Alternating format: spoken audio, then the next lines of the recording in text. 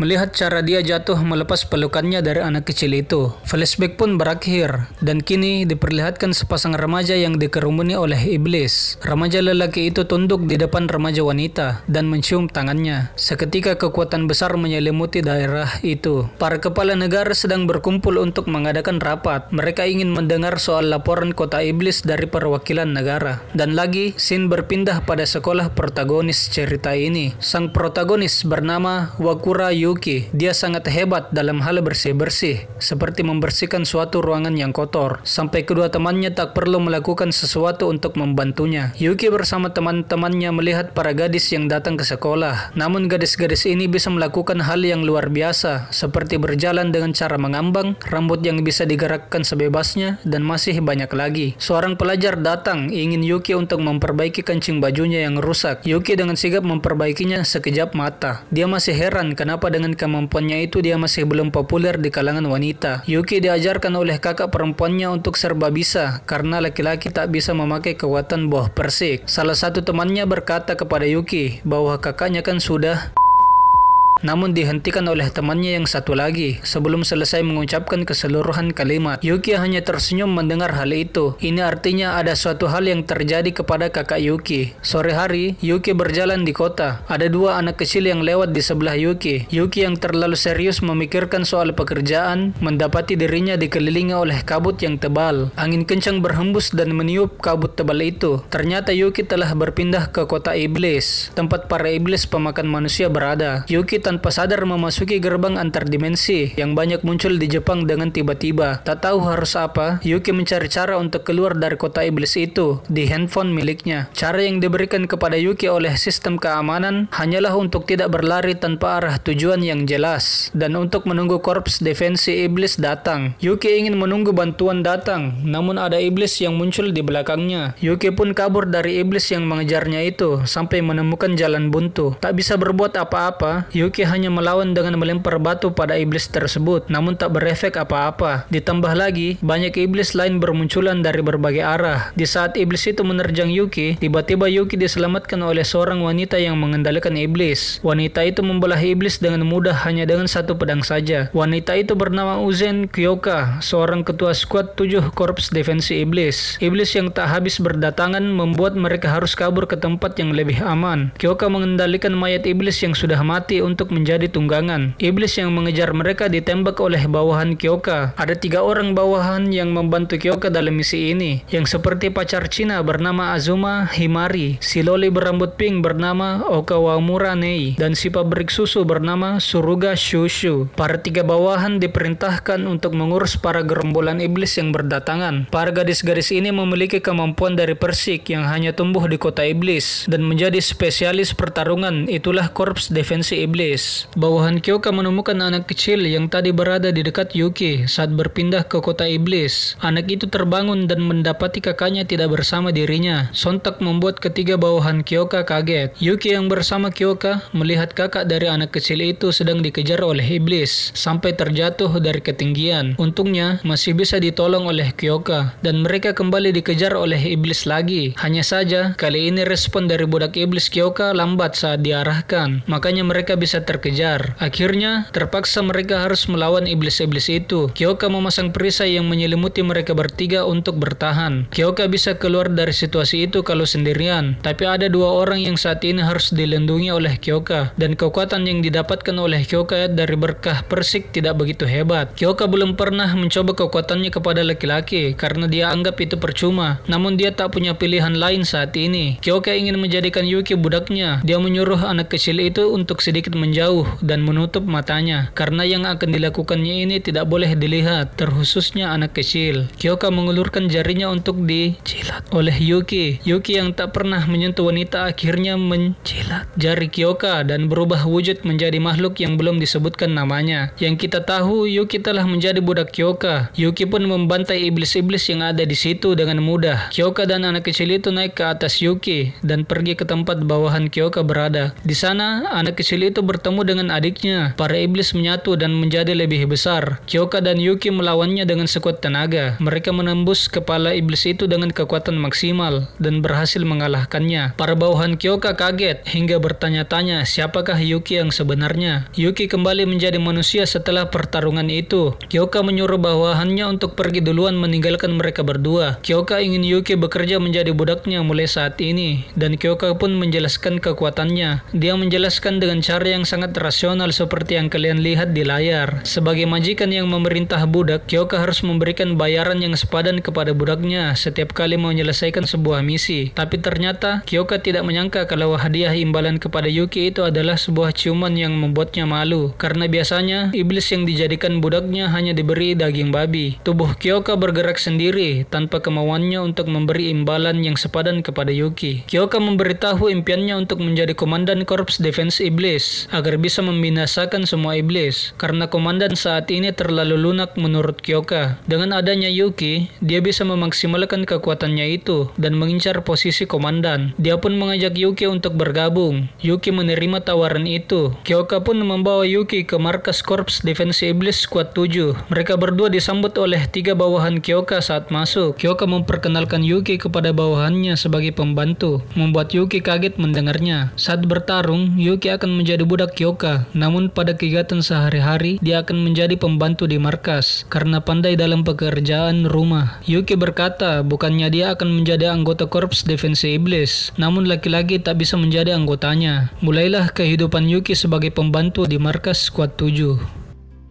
Saat Yuki selesai membersihkan asrama atau yang bisa disebut markas Squad 7, tiba-tiba saja ada iblis yang muncul di belakangnya. Iblis itu langsung menyerang dengan membabi buta. Untungnya ada penghalang yang melindungi asrama Squad 7. Ternyata iblis juga bisa muncul di dekat markas, kata Yuki. Nai pun datang setelah melihat Yuki. Markas Squad 7 terletak di belakang gerbang iblis. Itu sebabnya iblis lebih sering muncul dekat markas Squad 7 dibanding markas lainnya. Nai menjelaskan bahwa kota iblis adalah dimensi yang besarnya setara dengan Tokyo dan dibagi menjadi 8 area. Di tiap area ada Korps Defense Iblis yang bertugas. Berkat itu, Yuki pun mulai sedikit tahu informasi tentang kota iblis. Ada satu lagi iblis yang berada dekat asrama, namun Himari menembaknya hingga mati. Himari masih belum bisa menerima keberadaan Yuki sebagai laki-laki yang diizinkan untuk tinggal di asrama bersama mereka. Anggota Korps 7 sedang makan bersama dengan Yuki. Yuki sangat senang karena mereka menyukai makanan buatannya. Namun Yuki sadar bahwa dia hanya jadi pembantu untuk sekarang. Dia pun mengatakan keinginannya untuk membantu kepada Kyoka. Kyoka akan memakai Yuki saat dibutuhkan. Sampai saat itu tiba, Yuki harus fokus pada pekerjaan rumah dulu. Himari mengubah tangannya menjadi pedang dan mengarahkannya ke Yuki karena menganggap Yuki keberatan dengan keputusan Kyoka. Kyoka menenangkan Himari dengan berkata kalau Yuki hebat dalam pekerjaan rumah, juga penting untuk kemampuannya. Namun kalau Yuki melakukan hal yang tidak-tidak, Kyoka sendiri yang akan memenggalnya. Saat membersihkan menara, Yuki melihat Himari yang tanpa busana masuk ke pemandian. Dia pun bersembunyi saat Himari merasakan kalau ada yang melihatnya dari jauh. Namun ada Shushu yang memerhatikan Yuki dari tadi. Shushu mengubah badannya menjadi kecil agar bisa diam-diam memantau Yuki. Kekuatan Shushu bisa mengubah badannya maupun benda menjadi kecil dan besar. Saat kembali ke ukuran normal, Shushu memotret Yuki dengan latar Himari yang sedang mandi di pemandian. Kalau tidak mau disebarkan, Yuki harus menjadi budak Shushu. Yuki sedang berada di kamar Shushu untuk membersihkan kamarnya. Dia mencari cara untuk menghapus foto yang diambil Shushu waktu di menara. Yuki ingin mengambil HP milik Shushu, namun tidak berhasil mengambilnya. Saat Yuki membereskan pakaian dalam Shushu yang tercecer, Shushu dengan cepat memotret Yuki lagi. Hal itu menambah bukti yang bisa disebarkan ke Kyoka. Himari sedang latihan bersama Kyoka di luar. Yuki kebetulan lewat dan menyaksikan mereka latihan. Ada iblis yang datang lagi saat itu, dan Kyoka menghajarnya habis-habisan hingga mati. Yuki ketakutan melihat itu. Dia makin tidak mau kalau ada kesalahpahaman antara mereka, seperti kalau Shushu menyebarkan foto Yuki yang diambilnya. Nai menyampaikan pesan kepada Yuki kalau dia, Kyoka, dan Himari akan pergi untuk menghadiri rapat, meninggalkan Yuki dan Shushu berdua di asrama. Shushu dipijat oleh Yuki di bahunya. Yuki ingin memijat dengan keras karena kesal. namun tidak jadi saat melihat pemandangan yang begitu indah dari atas. Mereka pun mengobrol tentang saudara mereka masing-masing. Shushu ternyata 3 bersaudari dan dia adalah anak bungsu. Ayahnya sudah meninggal dan dia sekolah di sekolah khusus wanita. Jadi tak pernah bicara dengan anak laki-laki lain. Jadi karena itu, Shushu menganggap Yuki seperti spesies langka dan karena seru, dia ingin menjadikan Yuki budaknya. Mereka pun bermain game konsol dengan peraturan yang kalah harus buka baju. Yuki akhirnya dibantai habis-habisan oleh Shushu. Yuki harus membuka celananya karena kalah. Namun Yuki enggan membukanya karena dia adalah laki-laki yang bisa membahayakan Shushu. Shushu tertawa sambil membesarkan badannya dan berkata bahwa dia akan baik-baik saja. Malah yang dalam bahaya adalah Yuki sendiri. Shushu pun melihat pentungan Yuki dan tertawa karena kelihatan imut baginya. Tiba-tiba ada guncangan di asrama. Mereka berdua pun keluar melihat apa yang terjadi. Ada iblis ukuran raksasa yang menyerang penghalang asrama. Shushu pun juga berubah menjadi raksasa dan melawan iblis itu. Iblis itu dihajar oleh Shushu sampai mati. Setelah menang, Shushu mengecil sedikit karena membuatnya lelah. Yuki memperingatkan kalau ada iblis raksasa lain di belakang Shushu. Namun Shushu sudah terpental duluan dipukul iblis itu. Iblis-iblis itu menyatu dengan iblis raksasa membuatnya menjadi lebih besar dari sebelumnya. Shushu ingin membesarkan tubuhnya lagi untuk melawan iblis raksasa itu, tapi dia sudah tidak bisa membesar lagi. Kaki Shushu dipegang oleh iblis-iblis kecil sehingga tidak bisa menghindari pukulan iblis raksasa, membuatnya terlempar dan terkapar di tanah. Yuki yang ingin membantu tidak bisa melakukan apa-apa tanpa adanya Kyoka. Dia sadar kalau ada pemantik yang harus dilakukan untuk membuatnya berubah seperti menjilat jari Kyoka. Yuki pun mencari barang-barang milik Kyoka dan mengendusnya berharap bisa berubah. Dan ternyata sebagian badannya bisa berubah saat mengendus pakaian milik Kyoka. Namun semua itu masih belum cukup. Dia harus mencari sesuatu yang lebih menstimulasi lagi. Sepatu milik Kyoka yang disimpan di kamar pun diambil oleh Yuki. Awalnya Yuki sedikit ragu karena harga dirinya. Namun saat melihat Shushu yang sudah sampai compang-camping melawan iblis raksasa itu, dia pun memutuskan untuk membuang keraguannya. Yuki pun menjilat sepatu Kyoka itu dan membuatnya berubah menjadi setengah Digimon. Yuki menyuruh Shushu menahan iblis raksasa itu. Dia pun melompat tinggi dan memberikan pukulan dan tendangan yang menghancurkan kepala iblis itu. Yuki yang jatuh dari ketinggian mendarat di belahan Shushu yang masih menjadi besar, membuat Shushu sedikit malu karena hal itu. Shushu pun menurunkan Yuki dan berubah menjadi kecil. Dia kaget melihat pentungan Yuki yang tegang karena habis berubah. Yuki panik ingin meredakan ketegangannya. Di lain sisi, Shushu melihatnya sebagai hal yang luar biasa. Setelah Kyoka dan yang lainnya kembali ke asrama, Yuki diberikan pijatan yang menyakitkan oleh Kyoka sebagai imbalannya karena memaksa untuk berubah tadi. Yuki menanyakan kepada Kyoka soal penghalang yang rusak akibat serangan iblis. Penghalang asrama ternyata bisa membaik dengan sendirinya kalau terkena kerusakan, jadi tak perlu dikhawatirkan. Shushu harus membantu Yuki melakukan pekerjaan rumah karena telah ditolong dalam pertarungan oleh Yuki. Shushu pun menerimanya. Setelah Kyoka pergi, Shushu menduduki Yuki yang tengah berbaring. Dia memperlihatkan foto dirinya yang ketakutan saat melihat pentungan Yuki yang tegang tadi, membuat Yuki kehilangan harapan. Yuki tak bisa mengelak lagi kalau Shushu memperlihatkan semua fotonya kepada Kyoka. Ternyata Shushu sudah mulai menyukai Yuki dari sini. Itu terlihat dari Shushu yang malu saat pergi dari hadapan Yuki. 3 orang anggota korps defensi iblis kabur dari iblis. Salah satunya berhenti untuk mengulur waktu agar yang lainnya bisa kabur dan melaporkannya kepada ketua mereka. Kedua wanita yang kabur malah kena tangkap oleh iblis yang mengejar mereka sebelum bisa kabur. Mereka semua akhirnya dikalahkan oleh iblis yang tidak biasa itu. Iblis wanita itu merasakan kalau Yuki ada di dunia iblis. Nampaknya dia mengenal Yuki dan ingin menemuinya.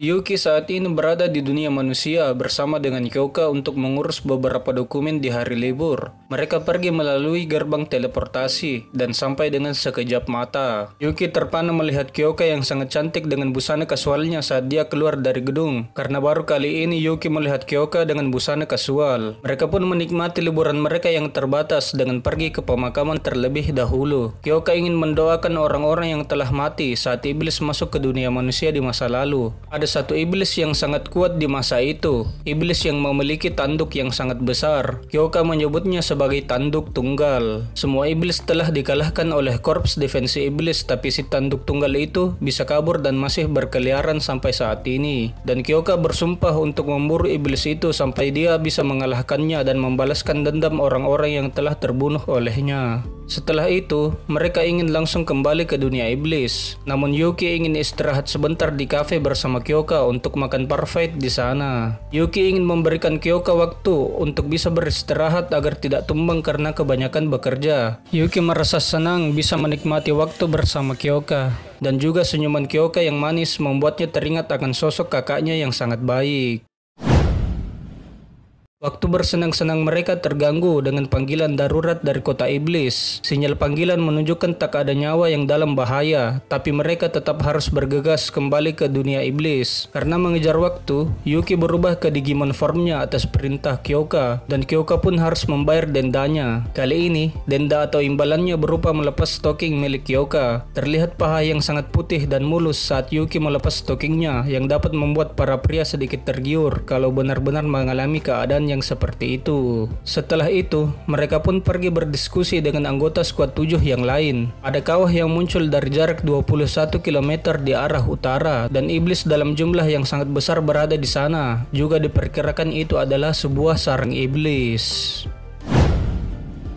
Mereka pun beranjak ke sana untuk menghancurkannya. Saat sampai, mereka memulai serangan dengan combo Absolute Squad 7. Dimulai dari Shushu yang menghantam iblis dengan tubuhnya yang sangat besar hingga pembersihan iblis yang selamat dari hantaman Shushu dengan tembakan Himari. Yuki belum turun ke pertempuran. Mereka menunggu iblis itu bersatu menjadi besar agar mereka bisa mengalahkannya tanpa harus kerepotan membunuhnya satu persatu. Namun tiba-tiba saja ada tembakan besar yang mengenai Shushu dan membuatnya kembali mengecil. Ternyata si tanduk tunggal berada di sana. Iblis itu langsung menyerang mereka dan menghancurkan kendaraan milik skuad 7. Dan ada iblis wanita yang berada di atas tanduk tunggal yang kita lihat di episode 2 pada bagian akhir. Himari kaget karena iblis wanita itu bisa berbicara dan Himari memanggilnya sebagai monster. Si iblis itu pun tak terima dipanggil monster oleh Himari dan membalasnya dengan tembakan dari mulutnya, membuat Himari pingsan terkena serangannya. Iblis itu sedang mencari adiknya yang katanya sedang berada di dunia iblis. Sontak membuat Kyoka berpikir bahwa ada lagi iblis yang mirip seperti dirinya. Tanduk tunggal pun menyerang Yuki dan Yuki beradu pukulan dengannya. Saat mereka bertarung, iblis itu mengatakan berbagai hal tentang adiknya, dan saat ingin menyebut namanya, iblis raksasa tiba-tiba mengeluarkan suara yang bising, membuat iblis wanita itu marah karena mengganggu pembicaraan tentang adiknya dan menghancurkan kepala iblis raksasa itu dengan rambutnya, membuat Kyoka dan Yuki tercengang melihat hal itu. Kyoka pun membuat kesimpulan bahwa iblis wanita itu adalah pemimpin iblis dan kembali bertarung dengannya. Dalam pertarungan yang sengit, Yuki dipisahkan dari Kyoka. Dia ditangkap dengan rambut memanjang iblis itu. Dan saat berdekatan, mereka berdua sama-sama kaget. Iblis itu mengira Yuki adalah iblis, ternyata bukan. Kyoka datang dan menebas rambut iblisnya, membuat Yuki yang terperangkap terbebas darinya. Dan serangan itu pun juga mengenai lengan dari si iblis itu. Karena terkena serangan, mereka pun kabur dari Kyoka. Namun Kyoka tersulut amarah karena hal itu, mengingat pembantaian yang dilakukan si tanduk tunggal saat dia masih kecil dan tak mau membiarkan mereka kabur. Kyoka tersadar saat melihat Yuki yang melawan iblis-iblis lain dan membantu Shushu yang terluka. Alhasil amarah Kyoka pun bisa diredam dan membuat Kyoka mengurungkan niatnya untuk mengejar mereka, dan dia pun membantu Yuki untuk menolong Shushu dan Himari kembali ke markas. Himari dan Shushu beristirahat agar mereka bisa pulih keesokan harinya. Di lain sisi, Yuki menerima denda Kyoka yang lumayan mantap kalau kalian suka diinjak, seperti yang kalian lihat di layar. Mereka membicarakan perihal iblis wanita tadi, yang sepertinya adalah iblis jenis baru, yang bisa berbicara layaknya seperti manusia. Dan jika berita itu tersebar, berita itu dapat menggemparkan suatu negara. Yuki merasa kalau iblis itu mirip dengan kakaknya yang hilang saat bencana kota iblis. Namun itu semua masih belum pasti, mengingat belum pernah ada berita soal manusia yang berubah menjadi iblis. Nei memberi Yuki pengerahan sebagai atasan karena telah menyelamatkan anggota skuad 7 dan banyak membantu mereka. Jadi Nei ingin menggantikan Yuki untuk memasak agar bisa memberikan waktu kepada Yuki untuk beristirahat. Namun Yuki menolaknya karena hal itu tidak perlu. Dia hanya meminta Nei membantunya menyiapkan makanan. Kita beralih ke dunia iblis dan diperlihatkan iblis wanita tadi. Ternyata iblis wanita tadi bernama Aoba dan dia bersama kedua rekannya. Yang menyembuhkan Aoba bernama Koko, sedangkan yang satu lagi belum disebutkan namanya. Aoba sangat yakin bahwa yang bertarung bersama Kyoka tadi adalah adiknya si Yuki. Namun dia tidak bisa menemukan alasan yang tepat mengapa bisa ada laki-laki di korps defensi iblis. Apakah itu kekuatan dari penunggangnya atau kekuatan Yuki itu sendiri?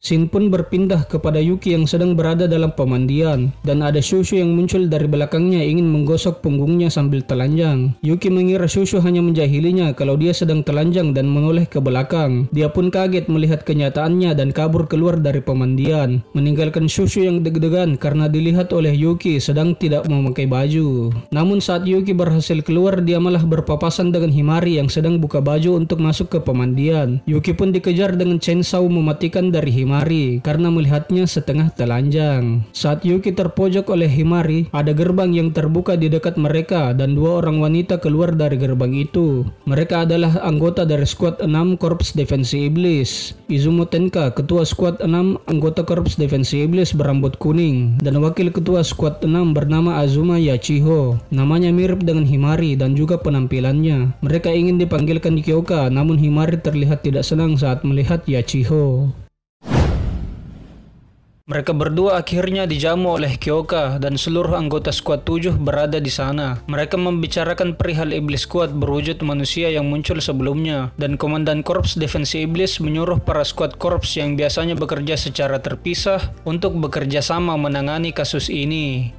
Yachiho meledek Himari dengan berkata wakil ketua skuad 7 dibuat pingsan oleh iblis itu dan Himari cuma bisa menodai nama klan Azuma saja. Himari tak bisa membalas perkataan Yachiho, membuatnya terdiam 1000 bahasa. Namun iblis itu sangat kuat, kata Tenka, dan skuad 3 sudah pernah berhadapan dengannya. Tercatat iblis itu telah menyerang sebanyak 2 kali, membuat kerjasama antar skuad sangat diperlukan. Yachiho kembali meledek Himari berkata kalau ketua Kyoka bisa diandalkan, tapi ada orang yang tidak bisa diandalkan, yang hanya akan menjadi beban bagi mereka. Hal itu membuat Himari naik pitam, tapi dia masih bisa menahan amarahnya. Kyoka ingin membantu Himari agar tak diajak oleh Yachiho, dan mengusulkan turnamen antar skuad dengan dalih untuk memahami kemampuan setiap anggota, agar membuat kerjasama nanti lebih baik lagi. Format pertarungannya 1 lawan 1, dan Kyoka boleh menentukan jumlah pesertanya. Akhirnya Tenka pergi bersama Yachiho setelah berdiskusi dengan Kyoka. Himari yang ingin mengalahkan Yachiho dan membuktikan kekuatannya itu berkata kepada Kyoka kalau dia ingin meminjam kekuatannya. Kyoka menegaskan bahwa Himari harus mengorbankan tubuhnya sebagai bayaran dari kekuatan itu. Demi meraih kemenangan, Himari pun siap untuk berkorban apapun. Dan akhirnya mulai saat itu Himari memutuskan Yuki untuk menjadi budaknya, membuat Yuki heran kenapa bisa jadi seperti ini. Skuad 7 berkumpul menyantap makanan yang dibuat oleh Yuki, sembari membicarakan perihal turnamen antar skuad. Himari mulai memanggil Yuki sebagai budak, tapi Yuki masih tak menerima hal itu. Kyoka kemudian berkata kalau Himari pasti kesal dengan perkataan kakaknya yang merendahkan dirinya tadi, dan menyemangati Himari untuk mengalahkan Yachiho. Himari dan Yuki pergi berlatih untuk memaksimalkan kekuatan Himari dengan melawan iblis. Kekuatan Himari yang sebenarnya bisa mempelajari kekuatan orang lain, kemudian menggunakannya. Dia bisa menggunakan kekuatan yang sudah dia simpan di dalam gawai seperti handphone miliknya. Yuki berkata bahwa dia harus mengorbankan tubuhnya setelah memakai kekuatan itu. Namun Himari hanya menganggap kalau bayarannya adalah menggantikan posisi Yuki sebagai pembantu. Jadi dia tenang-tenang saja saat diberitahu oleh Kyoka dan Yuki. Iblis-iblis pun muncul. Yuki berubah dengan mencium tangan Himari. Nampaknya bentuk perubahan Yuki berbeda dengan saat bersama Kyoka. Dia bisa bergerak dengan sangat cepat, tapi kekuatan pukulannya berkurang dari sebelumnya. Yuki menyerang iblis-iblis itu dengan pukulan beruntun yang cepat untuk mengisi kekurangan kekuatan pada pukulannya, membuat Himari percaya diri bisa mengalahkan Yachiho. Saat sudah menghabisi semua iblis, Yuki kembali ke wujud manusia dan terlihat kelelahan. Dia berkata kepada Himari kenapa memilih kekuatan ini. dan malah menjawab kalau laki-laki itu harus bersyukur kalau punya banyak pekerjaan sambil mengangkat roknya. Himari kaget tidak tahu apa yang terjadi pada tubuhnya. Itu adalah bayaran dari kekuatannya, jawab Yuki, memberikan shock yang sangat besar yang bisa terlihat di wajah Himari saat mengetahui bayaran yang sebenarnya. Tubuhnya tak bisa bergerak sebelum imbalannya selesai. Namun Himari menyuruh Yuki untuk tak melihat. Yuki menurutinya, tapi badannya masih tetap tak bisa digerakkan. Yuki menegaskan kalau Himari tak akan bisa bergerak sampai dia menerima imbalannya. Akhirnya Himari melepas roknya dan memberikan terasi Mamasuka kepada Yuki, membuat Yuki mendapatkan terasi berkualitas tinggi langsung dari sumbernya. Yuki menyarankan agar memakai kekuatan lain, namun Himari tidak bisa melakukannya. Alasannya karena banyak kekuatan yang kualitasnya menurun saat digunakan, sehingga tidak bisa dipakai lagi saat pertempuran. Contohnya kekuatan milik Shushu, kalau digunakan Himari hanya bisa membesarkan dadanya sebesar 3 cm.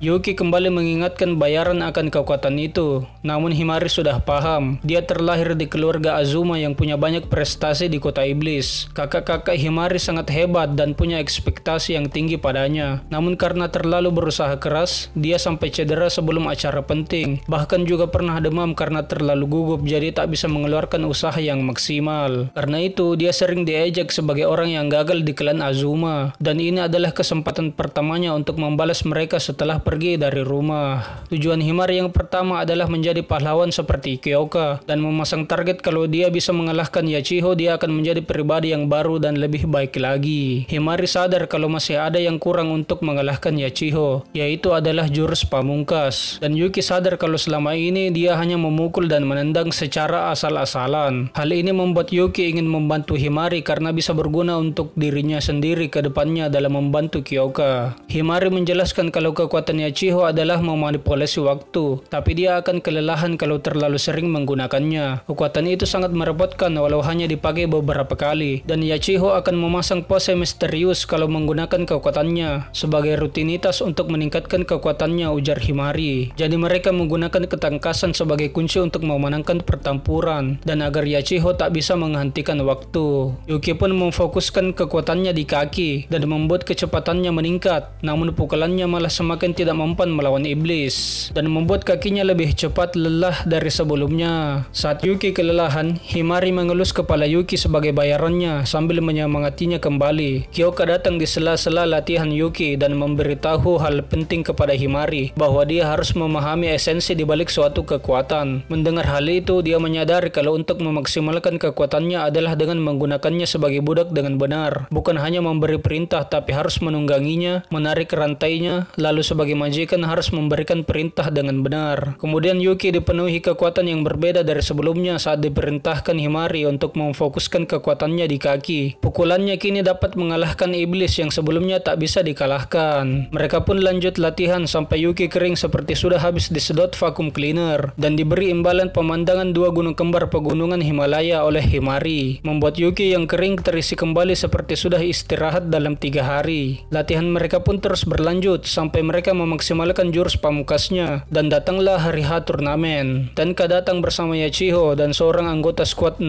lainnya, sedangkan Himari sedang bersantai di pemandian bersama Shushu. Kata Shushu, combo Himari dan Yuki akan selesai setelah turnamen karena secara teknis Yuki adalah budak Kyoka bukan Himari. Saat mereka membicarakan siapa anggota skuad 6 lain yang akan datang, tiba-tiba dia memunculkan dirinya di dalam pemandian. Namanya Wakasa Sahara. Dia jarang keluar dari asrama dan suka tidur. Bahkan dia langsung tidur saat masuk ke pemandian. Setelah mandi, Himari bertemu Yachiho dan Himari masih sedikit terlihat khawatir akan kalah setelah sedikit dihasut oleh Yachiho. Yachiho pergi saat Yuki datang dan Yuki menyemangati Himari dengan berkata bahwa mereka telah berlatih dengan sangat keras, jadi tak usah khawatir dengan hasilnya. Mereka pun pergi ke tempat turnamen dan menuliskan nama mereka agar bisa masuk dalam kekuatan barir Bizen Ginna, seorang anggota korps skuad 10, dan juga agar luka separah apapun bisa sembuh di dalam barirnya. Ginna bergumam kalau kekuatan yang didapat dari berkah persik itu tergantung dari sikap dan pengetahuan individu, dan itu benar adanya. Dia ditunjuk sebagai wasit karena kekuatan kekuatannya yang sangat cocok untuk bertahan dari iblis, dan barirnya tak akan hancur meski diserang iblis dalam jumlah yang banyak. Merasa diandalkan oleh dua ketua skuad korps defensi iblis, membuat Gina sangat senang karenanya. Namun saat Yuki berkata apa dia fans anggota korps defensi, dia mengeluarkan tatapan yang dingin kepada Yuki, seperti melihat makhluk yang sangat hina. Shinai yang imut menjadi pendukung moral di turnamen ini karena dia bukan seorang petarung, jadi dia hanya bisa menyemangati saja.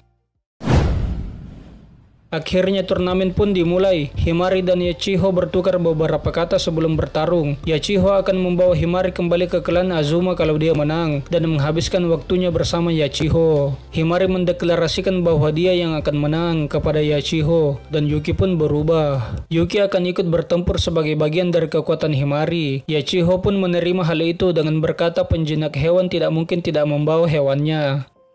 Pertempuran pun dimulai. Yuki langsung menerjang Yachiho dan membuatnya terhempas. Namun dia memundurkan waktu dengan kekuatannya. Melihat hal itu, Himari sadar bahwa dia sudah memakai kekuatannya dan mereka tak bisa mengalahkannya dalam sekali serang. Yuki pun merubah gerakan awalnya seperti yang direncanakan Himari dan melompat ke atas. Yachiho bergumam kalau Himari tak tahu kekuatannya telah berkembang dari sebelumnya dan sangat percaya diri kalau dia akan menang melawan Himari dan Yuki.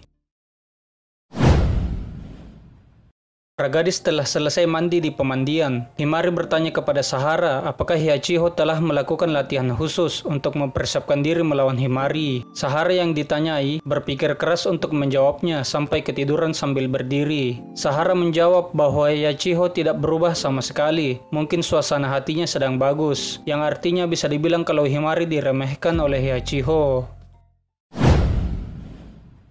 Setelah mengembalikan waktu, Yachiho yang melihat Yuki melompat ke udara mengeluarkan pistol dari sakunya. Dia berencana menghentikan waktu saat Yuki turun dan menembak mereka. Himari sigap saat melihat Yachiho mengeluarkan pose aneh dan memerintah Yuki untuk menyerang. Yuki pun menendang udara dan membuatnya melesat ke arah Yachiho dan memukulnya, membuat Yachiho mengubah rencananya dari menghentikan waktu menjadi memundurkan waktu ke 5 detik yang lalu. Yachiho bergumam kalau dia nyaris kalah saat terkena serangan Yuki. Namun kali ini dia ingin memakai kekuatannya lebih awal dan menghentikan waktu di saat mereka mendekat kepadanya. Namun saat menghentikan waktu, Yuki tidak ada di dalam jangkauan Yachiho. Dia telah berpindah tempat sebelum waktu dihentikan. Yachiho pun mengubah tujuan dan bergerak ke arah Himari. Namun Yuki mengeluarkan akselerasi yang lebih cepat dan membuat Yachiho kebingungan untuk menyerang ke arah mana. Tenka yang melihat pertarungan Yuki yang berusaha keras demi Himari semakin tertarik dengan Yuki karena awalnya mengira Yuki hanya akan mendedikasikan dirinya demi Kyoka saja, namun ternyata dia salah. Himari yang melihat Yuki sangat berusaha keras demi dirinya dan melebihi perkiraannya itu, bergumam untuk meminta maaf kepadanya karena selama ini dia selalu mengejek Yuki dan karena itu juga dia harus menang dari Yachiho. Kekuatan Yachiho tak bisa dilakukan tanpa jeda. Saat dia melakukan pose aneh, Himari harus menentukan aksi selanjutnya, apakah dia akan menyerang atau lari darinya. Dan kalau dia memerhatikan keadaan Yachiho, Himari bisa tahu kalau dia telah menggunakan kekuatannya. Seperti saat Yachiho sudah mengembalikan waktu, dia akan sedikit terlihat kelelahan. Karena itu jurus yang kuat, dia hanya bisa memakainya beberapa kali. Kalau Himari membuat Yachiho menggunakan jurusnya dengan sia-sia, dialah yang akan menang. Itulah yang Yachiho pikirkan dari tadi dengan diperlihatkan sudut pandang dari Himari. Dia bisa menebak pemikiran dan rencana Himari yang selanjutnya. Dia ingin membawa Himari pulang ke rumah dan mulai menjahilinya.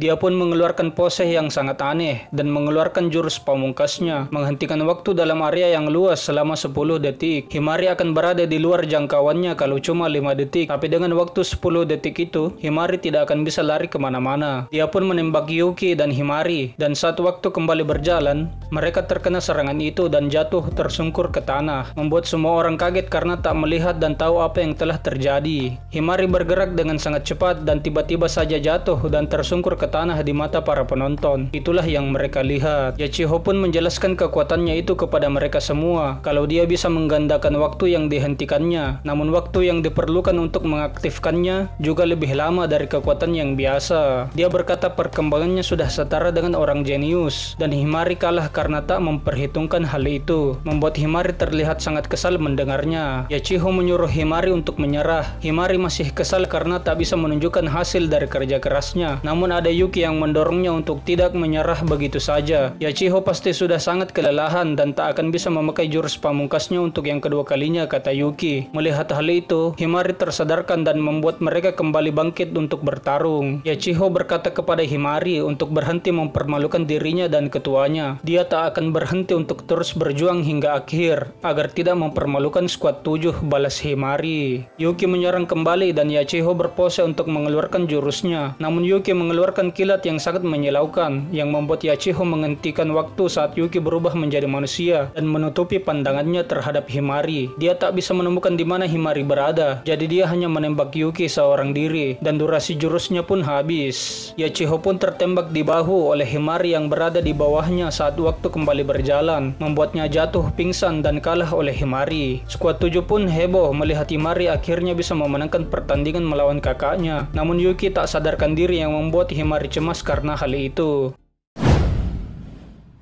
Saat Yuki terbangun, dia berada di sandaran Himari dan tengah disembuhkan oleh Ginna yang luka apapun bisa disembuhkan dalam barirnya itu. Membuat Yuki takjub karena lukanya sembuh dalam sekejap seperti tak terkena tembakan sama sekali. Saat sudah disembuhkan, Himari memarahi Yuki karena terlalu lama bersandar padanya dengan sedikit malu. Dan Yuki protes kepada Himari yang kasar kepada dirinya karena baru saja dia tak sadarkan diri. Namun mereka tersenyum bersama karena berhasil menang dari Yachiho. Yachiho yang terbangun mengingat saat Himari terkena demam karena terlalu gugup saat akan ujian. Dia terlihat seperti mengkhawatirkan Himari. Yuki dan Himari ingin pergi minum di asrama, namun Yachiho menghentikan mereka berdua dan berkata kalau dia telah mengakui Himari yang sudah bertambah kuat dan akan memperlakukannya dengan layak. Jadi kembalilah ke kediaman Azuma, kata Yachiho. Namun Himari sudah merasa tempatnya saat ini adalah skuad 7 dan tak akan pulang ke rumah, membuat Yachiho shock mendengar hal itu. Yachiho yang melihat Himari pergi merasa sedih karena hal itu, tapi dia disemangati oleh Sahara dan Tenka dengan berkata kalau caranya mengekspresikan rasa sayang itu sedikit aneh. Himari dan Yuki pergi untuk melegakan tenggorokan dengan minum air di asrama. Himari minum duluan dan saat Yuki ingin mengambil air, tangannya ditarik dan dia diberikan minum dari mulut ke mulut oleh Himari sebagai hadiah. Scene berpindah pada Tenka dan Yachiho yang membicarakan Yuki kalau ini adalah pertandingan pertamanya melawan sesama manusia dan ada kemungkinan Yuki menahan kekuatannya meski tahu bisa pulih di dalam barir, dan bisa dianggap Yachiho sudah mati saat menerima serangan pertama. Yachiho diberitahu kalau dia jangan meremehkan lawannya oleh Tenka, dan untuk Tenka sendiri dia merasa semakin tertarik dengan Yuki yang terus berjuang berlarian ke sana kemari sampai menjadi umpan di akhir. Karena terlalu lama menunggu, Shusho ingin memanggil Himari dan Yuki karena dia haus setelah berteriak mendukung mereka. Kini kita pun melihat Yuki dan Himari yang sedang beradu mulut untuk menentukan siapa yang paling ganas di antara mereka berdua, sampai membuat Yuki heran bibir Himari yang biasanya melontarkan kata-kata yang sangat kasar bisa terasa sangat lembut. Pertarungan tak berhenti sampai di situ. Kini Himari bertarung dengan lidahnya membuat Yuki memanas, dan Himari minta maaf karena sudah sering memukul Yuki dengan keras dan berkata kalau Yuki boleh juga sebagai lelaki. Mendengar hal itu, Yuki makin memerah. Himari menegaskan kalau ciuman ini adalah bayaran, bukan dia sendiri yang mau mencium Yuki sambil tersipu malu, dan mereka pun kembali beradu mulut. Shusho yang ada di sana bersembunyi dan kini pun mengetahui dengan apa yang dimaksud membayar dengan tubuh saat melihat mereka berdua. Pertandingan kedua pun akan dimulai. Yachiho meminta maaf kepada Sahara karena kalah, tapi Sahara malah ketiduran saat mendengar Yachiho mengatakan hal itu. Dia pun berkata akan berjuang seperti biasanya. Dan nampaklah 3 orang yang seperti iblis memantau mereka dari kejauhan. Dan kita masih belum tahu apakah iblis ini jahat atau baik. Akhirnya pertandingan kedua antara Shusho dan Sahara akan dimulai. Nampaknya pertarungan ini akan sengit karena kemampuan mereka berdua sama-sama mengandalkan otot untuk bertarung. Shusho akan berusaha sebaik mungkin, jadi dia meminta Yuki untuk memberinya imbalan sesuai dengan usaha yang dikeluarkannya. Yachiho di lain sisi disuruh oleh Tenka untuk menjadi pendukung untuk menyemangati Sahara karena sudah kalah sebelumnya. Dan akhirnya Sahara dan Shusho pun berhadapan untuk yang pertama kalinya. Shusho mengajukan mengajukan usulan kepada Sahara untuk saling beradu kekuatan terlebih dahulu karena sama-sama tipe otot. Tanpa pikir panjang, Sahara menerima usulan itu dan pertandingan pun dimulai. Sahara berlari dengan sangat cepat dan menendang ke arah Shushu, namun Shushu menangkap kakinya dan membantingnya ke tanah. Serangan sikut menjadi serangan lanjutan Shushu, namun Sahara bisa menghindarinya dengan sigap. Sahara kemudian menangkap Shushu dan membantingnya ke belakang. Karena sudah kelelahan, akhirnya Sahara akan memakai kekuatannya untuk bertarung. Shushu membesarkan badannya dan Sahara menyebutkan angka 3 saat memakai kekuatannya. Dia dengan mudah menghempaskan Shushu dengan kepalan tangannya. Kemampuan Sahara adalah meningkatkan kekuatannya selama jumlah menit yang ditentukannya pertama kali, minimal 1 dan maksimal 60. Makin pendek waktunya, kekuatannya akan semakin kuat, tapi diperlukan interval 3 menit untuk menggunakan kekuatannya kembali. Sahara memukul kaki Shushu dan menghujaninya dengan lemparan batu. Di tengah lemparan batu yang dihindari Shushu, ada Sahara yang melesat ke arahnya dan mendaratkan pukulan tepat ke perut Shushu, membuat Shushu jatuh ke tanah. Yuki yang melihat itu terlihat khawatir, namun Shushu berkata tak usah berekspresi cemas seperti itu. Shushu bingung kenapa dia sangat berusaha keras seperti ini, dan dia pun teringat masa lalunya bersama teman sekolahnya yang membicarakan soal memiliki pacar itu enak. Namun saat itu Shushu masih belum memikirkan hal itu. Dia hanya tertarik untuk tinggal di dunia iblis agar tidak bosan, dan temannya berkata suatu saat dia akan mengerti bagaimana rasanya memiliki seseorang yang disukai. Shushu pun kembali bangkit, siap untuk kembali bertarung. Dia membesarkan tubuhnya sampai ke ukuran yang sangat besar dan menindih Sahara dengan badannya itu. Sahara yang menahan tubuh Shushu kemudian ditangkap dan dibanting dengan sangat keras oleh Shushu, membuatnya tak sadarkan diri. Shushu pun sudah kelelahan setelah serangan itu, namun Sahara masih bisa bangkit. Ini adalah efek dari kekuatannya. Jika dia pingsan saat kekuatannya masih aktif, naluri bertarungnya akan meningkat dan menggerakkan tubuhnya, dan Sahara akan bertarung secara otomatis. Namun kelemahannya, dia akan menyerang dengan membabi buta. Sahara melesat ke arah Shushu dan dengan mudah membantingnya ke tanah. Shushu yang tak sadarkan diri pun dinyatakan kalah karena tak bisa lagi melanjutkan pertarungan, dan dia pun diobati oleh Ginna. Dia merasa sedih karena kalah, namun dia lebih sedih lagi sampai mengucurkan air mata karena memperlihatkan sisi payahnya kepada Yuki. Karena sadar kalau Shushu sangat sedih, Yuki ingin membuat Shushu tenang dan menawarkan untuk membuatkannya minuman. Juga kalau ada yang bisa dia bantu, Shushu tinggal bilang saja. Shushu ingin Yuki untuk melupakan sisi payah yang dia tunjukkan di pertarungan tadi. Namun Yuki berkata kalau dia tidak payah sama sekali dan ingin melihat lebih banyak pertarungan gulat profesional di awal pertandingan. Shushu yang sudah merasa tenang menyuruh Yuki untuk memejamkan matanya, dan dia memberikan pelukan dibarengi ciuman yang lembut kepada Yuki, membuat Yuki sangat malu dan kaget. Terlebih baju Shushu yang robek di bagian dada akibat pukulan Sahara yang terakhir belum digantinya, membuat Yuki bisa melihat 2 balon kembar milik Shushu. Nei memeriksa area sekitar dengan kekuatannya atas perintah Kyoka untuk melihat apakah ada kejanggalan, dan dia pun kaget saat melihat 2 iblis yang memantau mereka dari kejauhan karena satu iblis tiba-tiba melihat tepat ke arah Nei yang melihat dengan kekuatannya. Iblis dalam jumlah yang banyak pun bermunculan dan menyerang barier Ginna. Ginna sangat percaya diri kalau bariernya tak dapat ditembus, namun muncullah iblis yang mirip manusia bernama Rairen. Iblis itu bisa berbicara layaknya manusia seperti iblis yang dilihat Nei tadi. Iblis itu pun menghancurkan barier milik Ginna. Turnamen dibatalkan karena keadaan darurat dan mereka semua bersiap untuk bertarung. Tenka mengantar anggota non petarung untuk berlindung di asrama seperti Nei dan Ginna. Shushu yang sudah membaik datang bersama Yuki membantu di tengah pertarungan, dan Sahara menyelamatkan Shushu saat ada iblis yang hendak menyerangnya dari belakang. Rairen yang berhadapan dengan Himari berkata kalau bukan Shushu dan Sahara orang yang mereka incar. Begitu pula dengan Himari saat dia melihat kekuatannya. Rairen mengeluarkan petir yang menyambar ke arah Himari. Untungnya Yachiho menyelamatkannya sebelum terkena petir itu. Dia terlihat sangat marah dan tak akan memaafkan Rairen karena telah menyerang adiknya.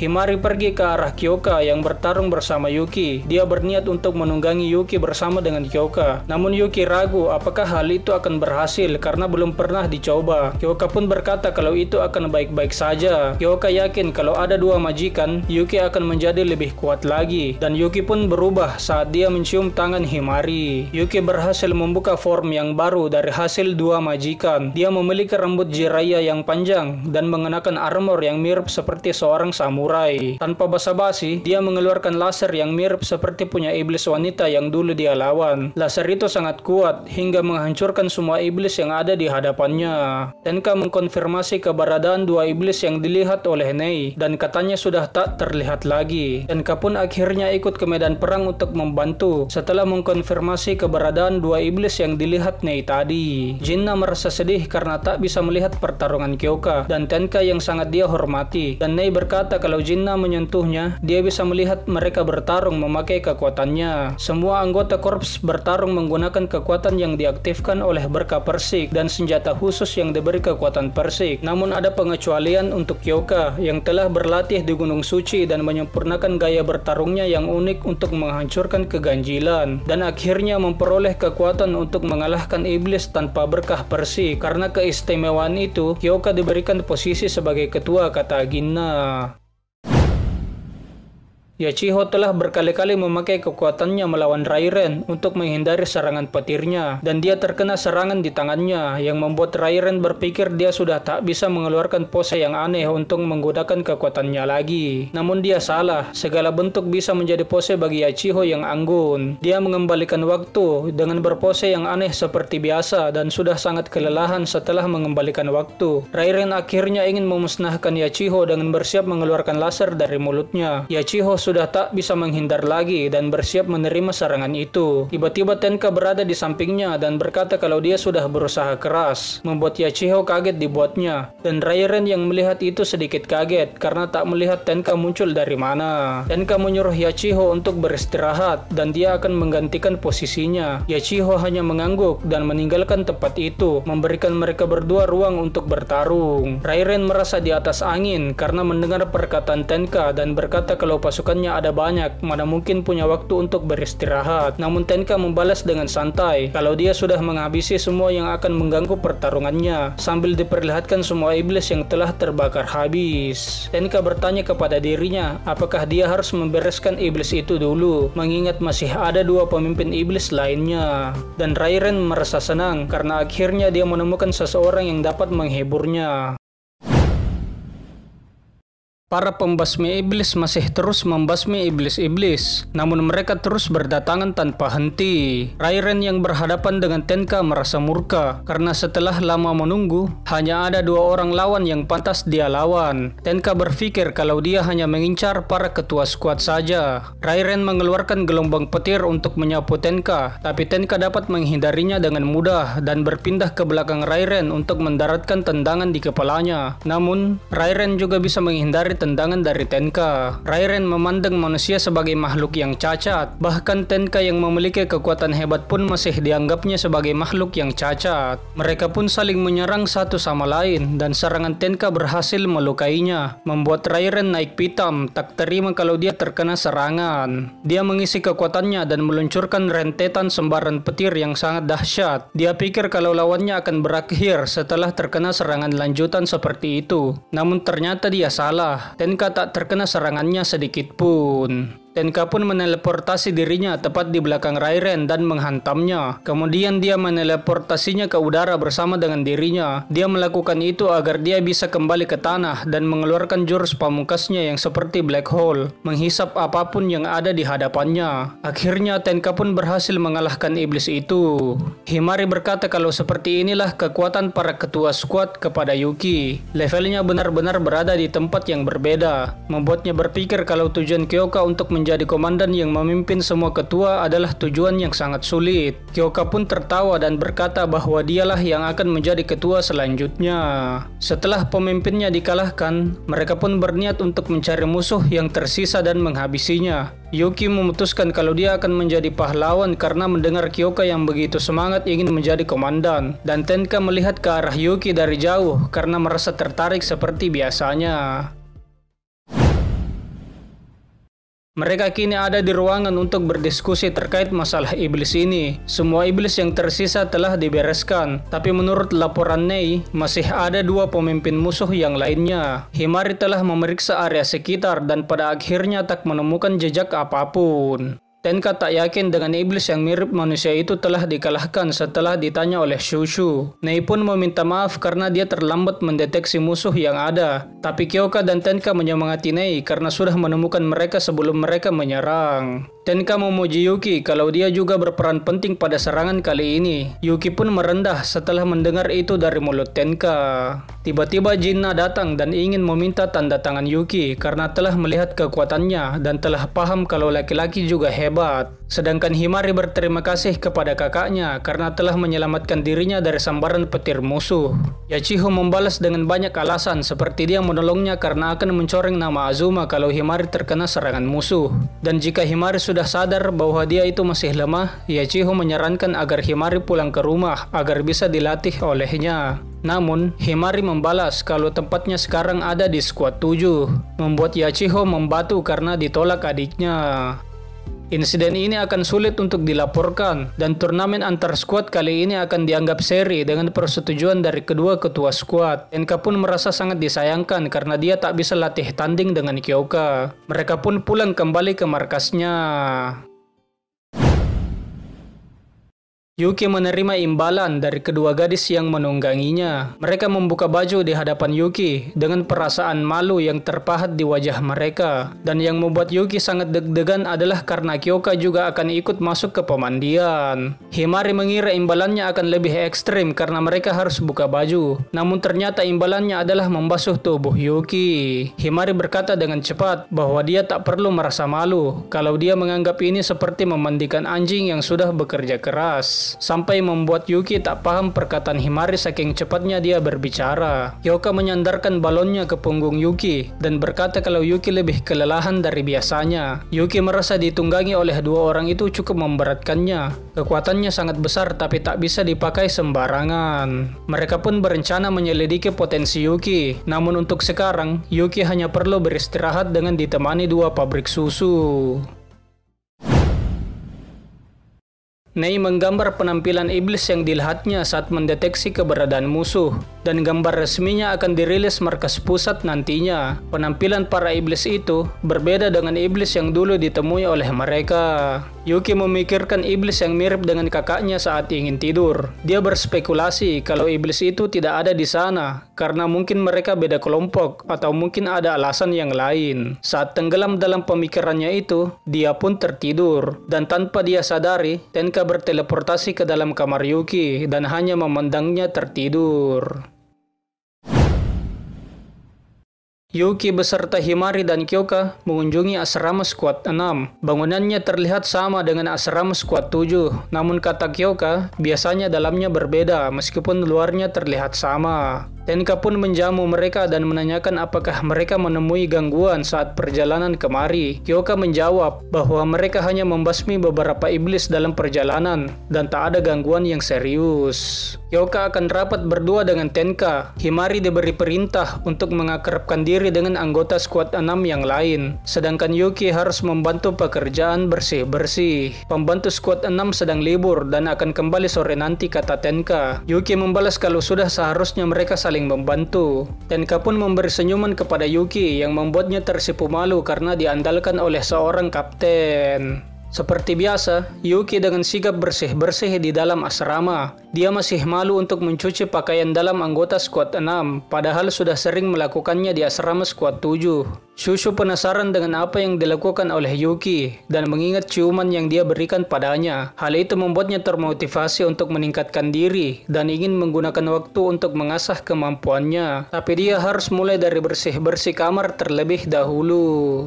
Yuki harus mengantarkan pakaian Yachiho ke kamarnya. Setelah mengetuk beberapa kali, tak ada jawaban dari Yachiho. Jadi dia berniat untuk menaruhnya di dalam kamar. Saat membuka kamar Yachiho, nampak dengan jelas pemandangan indah kamar yang dihiasi dengan foto-foto dari Himari dari setiap sisi kamarnya. Setelah menaruh pakaian Yachiho, dia kabur karena tak ingin dilihat orang kalau dia telah melihat isi kamar Yachiho. Yuki bertemu Sahara yang lagi tidur dengan hanya mengenakan pakaian dalam di perhentian kaburnya. Dia ingin menyelimutinya agar Sahara tak masuk angin. Sungguh mulia abang yang satu ini.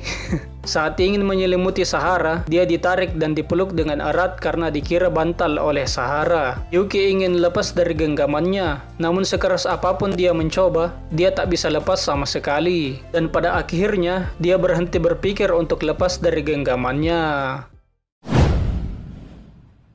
Yuki berjalan bersama Sahara setelah dia terbangun. Mereka melihat Himari yang sedang memerhatikan Yachiho latihan dan bertanya kalau dia sedang apa. Nampaknya Himari sedang menunggu Yachiho selesai latihan sebelum bicara dengannya. Himari pun bertanya kepada Sahara apakah Yachiho setiap hari latihan seperti itu. Ternyata Yachiho sudah seperti itu bahkan sebelum turnamen antar squad dimulai. Sahara balik bertanya kepada Himari apakah dia menghormati Yachiho. Meski sikapnya seperti itu, dia punya nilai yang baik dalam seni dan bela diri, dan dia merasa kalau harus meneladaninya, jawab Himari. Sahara berkata kalau dia suka dengan teori kemampuan persik ditentukan oleh karakter dan pengetahuan individu. Misalnya seperti perasaan Himari yang ingin belajar dari Yachiho menjadikan kekuatannya seperti itu, dan kemampuan Yachiho mengendalikan waktu akibat perasaannya yang ingin menghabiskan waktu dengan adiknya, membuat Himari sedikit malu dan membalas kalau itu hanya cocok logi. Yuki pun memberi handuk kepada Himari agar dia bisa punya alasan untuk berbicara dengan Yachiho. Mereka sangat akrab di pandangan Sahara, membuatnya berpikir mungkin mereka bisa lebih dekat lagi kalau Himari melihat isi kamar Yachiho. Membuat Yuki berpikir kalau itu jangan sampai terjadi. Kyoka ingin mencari iblis berwujud manusia karena tak ada pergerakan semenjak serangan terakhir kali. Dia berpikir lebih baik bergerak daripada duduk diam. Mereka pun berencana menyelidiki dari pertemuan pertama dengan iblis yang ditemui Kyoka di kawah bersama dengan iblis dalam jumlah yang besar. Sejauh ini, ada 4 yang mereka temui. Kyoka berkata bukannya Tenka sudah mengalahkan salah satu dari mereka. Namun Tenka sendiri tak yakin. Dia merasa tak berhasil menghabisinya. Kita beralih ke tempat persembunyian iblis, dan benar saja kalau Rairen tidak berhasil dibasmi oleh Tenka. Dia diselamatkan temannya yang bernama Shikoku saat akan memasuki Black Hole Tenka. Rairen masih bisa bertarung saat itu, namun kata Shikoku, dia sudah kalah saat pasukan iblisnya sudah dibasmi habis. Shikoku sudah pernah mengukur kekuatannya saat menghadapi skuad 3. Dia mengalahkan skuad 3 dengan mudah, tapi saat itu ketuanya sedang tidak ada. Dan kali ini, dia ingin melihat kekuatan seorang ketua skuad korps defensi iblis. Dan tak menyangka kalau kekuatan mereka melebihi perkiraannya. Oleh karena itu, rencana Rairen untuk menyerang dengan seluruh pasukan iblis jadi sia-sia. Rairen membela diri kalau seorang ketua memang kuat, tapi dia bisa menang melawannya, dan bertanya kepada Joryu, teman iblisnya yang lain, kalau dia berada di pihak yang mana. Joryu tanpa pikir panjang menjawab kalau dia ada di pihak Shikoku. Karena itu, kali ini mereka akan menjalankan rencana dari Shikoku setelah 8 orang dari mereka berkumpul. Disitulah penentuannya. Sampai saat itu, mereka akan bergerak di balik layar. Rairen marah karena Shikoku menyebut mereka berdelapan dan tak ingin disamakan dengan para manusia. Joryu bertanya apa Shikoku tertarik pada manusia, dan dia menjawab kalau manusia itu menarik dan jauh lebih rumit dari dugaannya. Setelah pembahasan Kyoka dan Tenka selesai, Kyoka bertanya apakah ada hal lain lagi. Tenka pun menjawab kalau dia ingin si budak Yuki diberikan padanya. Sejak kecil, Tenka adalah murid yang berprestasi. Berkat itu, dia bisa mendapatkan posisinya yang sekarang sebagai ketua skuad 6. Hidupnya banyak kelebihan, namun terkadang dia merasa bosan saat sendirian. Oleh karena itu, dia ingin punya hewan peliharaan, seorang lelaki yang dapat menghiburnya setelah lelah bekerja. Jika Kyoka setuju untuk memberikan Yuki, Tenka akan membantunya dalam pemilihan komandan berikutnya. Tapi Kyoka menjawab bahwa dia akan menjadi komandan dengan kekuatannya sendiri dan tak akan memakai bawahannya sebagai alat tukar. Saat Kyoka ingin pergi, Tenka berkata bagaimana kalau dia menjalin hubungan pribadi dengan si budak. Shin pun langsung berpindah kepada skuad 7 yang kembali ke markas. Yuki kaget diberitahu Kyoka kalau Tenka menginginkan dirinya. Yuki menjawab kalau dia adalah pembantu skuad 7. Bahkan Kyoka juga sadar kalau Yuki sangat dibutuhkan. Namun dia tak akan ikut campur urusan pribadi Yuki, kata Kyoka. Membuat Yuki berpikir kembali bahwa dia tidak punya banyak waktu pribadi saking sibuknya menjadi pembantu.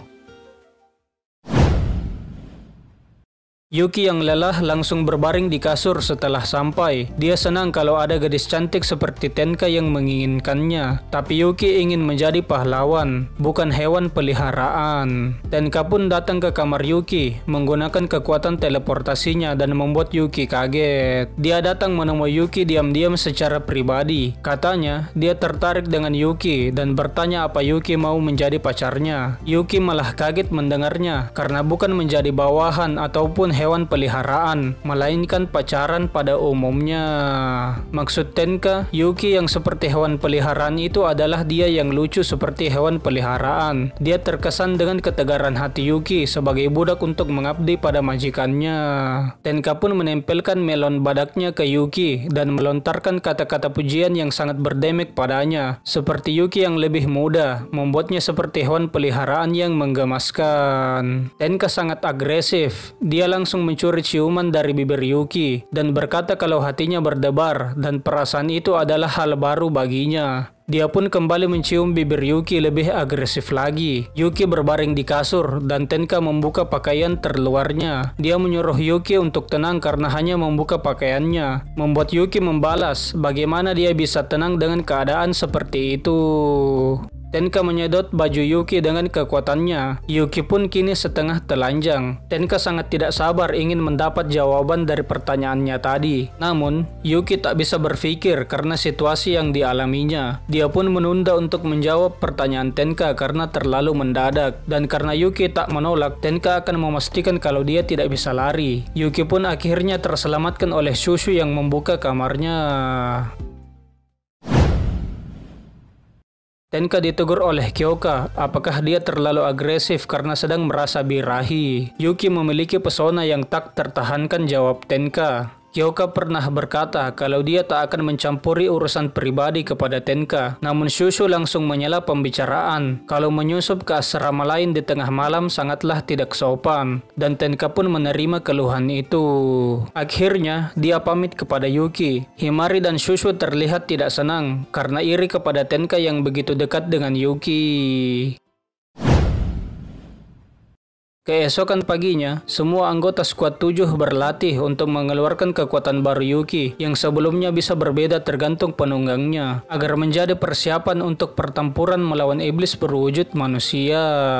Kyoka pun akan meminjamkan kekuatan budaknya pada bawahannya dan potensi strategis skuad 7 akan berkembang pesat dengan mengoptimalkan karakteristik setiap anggotanya. Nei pun menaiki Yuki dan menarik rantainya. Seketika membuka form baru Yuki yang terlihat seperti bentuk robot. Mereka akhirnya senang karena percobaannya berhasil dan Yuki pun mencoba menggerakkan tubuhnya itu. Dan hasilnya, kekuatan dan kecepatannya tak sebanding dengan yang biasanya. Namun indera yang dimilikinya kini lebih tajam dari sebelumnya, baik itu penglihatan maupun pendengaran. Yuki mencoba memfokuskan kekuatan pada matanya dan penglihatannya meningkat pesat sampai bisa menembus pakaian yang dipakai oleh yang lain. Melihat Yuki kaget dan malu, mereka pun sadar kalau Yuki bisa melihat menembus pakaian mereka, membuat mereka merasa malu. Dengan wajah yang malu, Kyoka pun menyimpulkan kalau kemampuan itu bisa mengungkap iblis yang bersembunyi.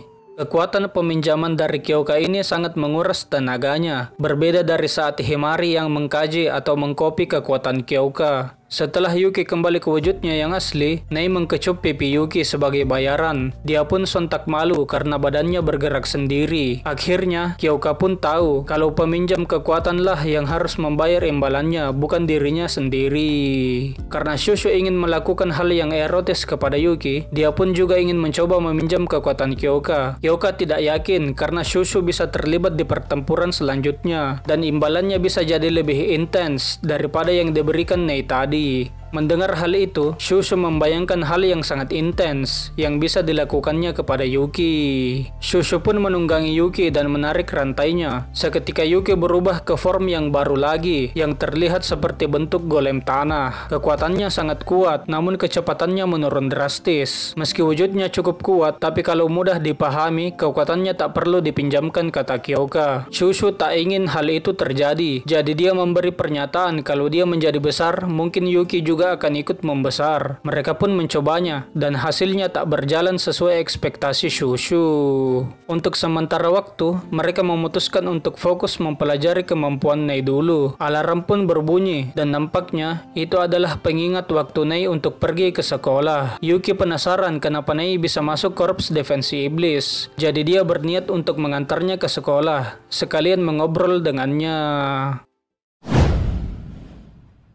Mereka pergi lewat gerbang teleportasi antara dunia iblis dan dunia manusia. Nei menjawab alasannya bergabung ke dalam korps pembasmi iblis. Karena ditanya Yuki, pasti berat untuk bekerja sambil bersekolah. Nampaknya jadwal sekolah Nei tidak setiap hari, dan ada kemungkinan dia bisa menemukan kedua orang tuanya yang menghilang tanpa jejak saat dinyatakan terkena dampak bencana kota iblis. Jadi Nei merasa kalau kekuatan penerawangannya bangkit, mungkin karena perasaannya yang ingin menemukan kedua orang tuanya setelah dia memakan buah persik. Yuki pun menyemangati Nei yang imut dengan berkata kalau orang tuanya pasti masih hidup, seperti kakaknya yang juga dia yakini masih hidup.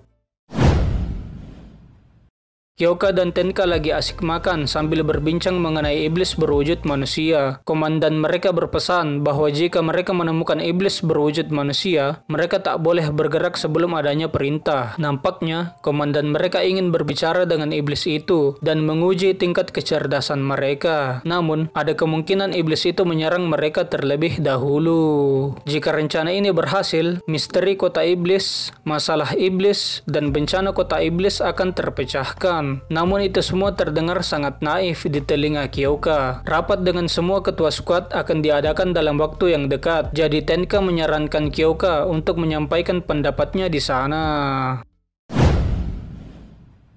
Kyoka kembali ke asrama bersama Tenka. Yuki memerah karena malu melihat Tenka, dan saat dia ingin mengambilkan air untuknya, tiba-tiba Tenka teleport ke belakang Yuki dan meniup belakang telinganya, membuat Yuki kaget dibuatnya, dan Nei menutup matanya karena merasa tidak boleh melihat hal itu.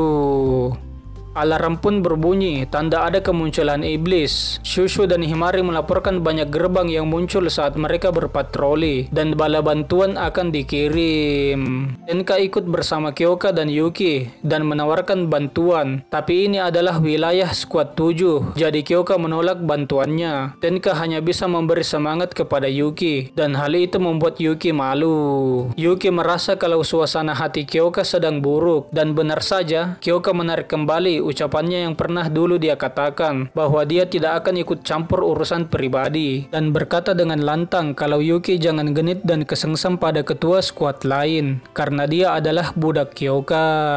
Mereka pun sangat bersemangat membantai semua para iblis yang ada, bahkan iblis modifikasi tipe baru tak berkutik di hadapan jurus baru mereka. Ternyata iblis modif itu adalah ide dari Shikoku, iblis berwujud manusia yang mereka lawan waktu turnamen. Shikoku menganggap kalau dia sedang bermain dan semua ini masih belum cukup.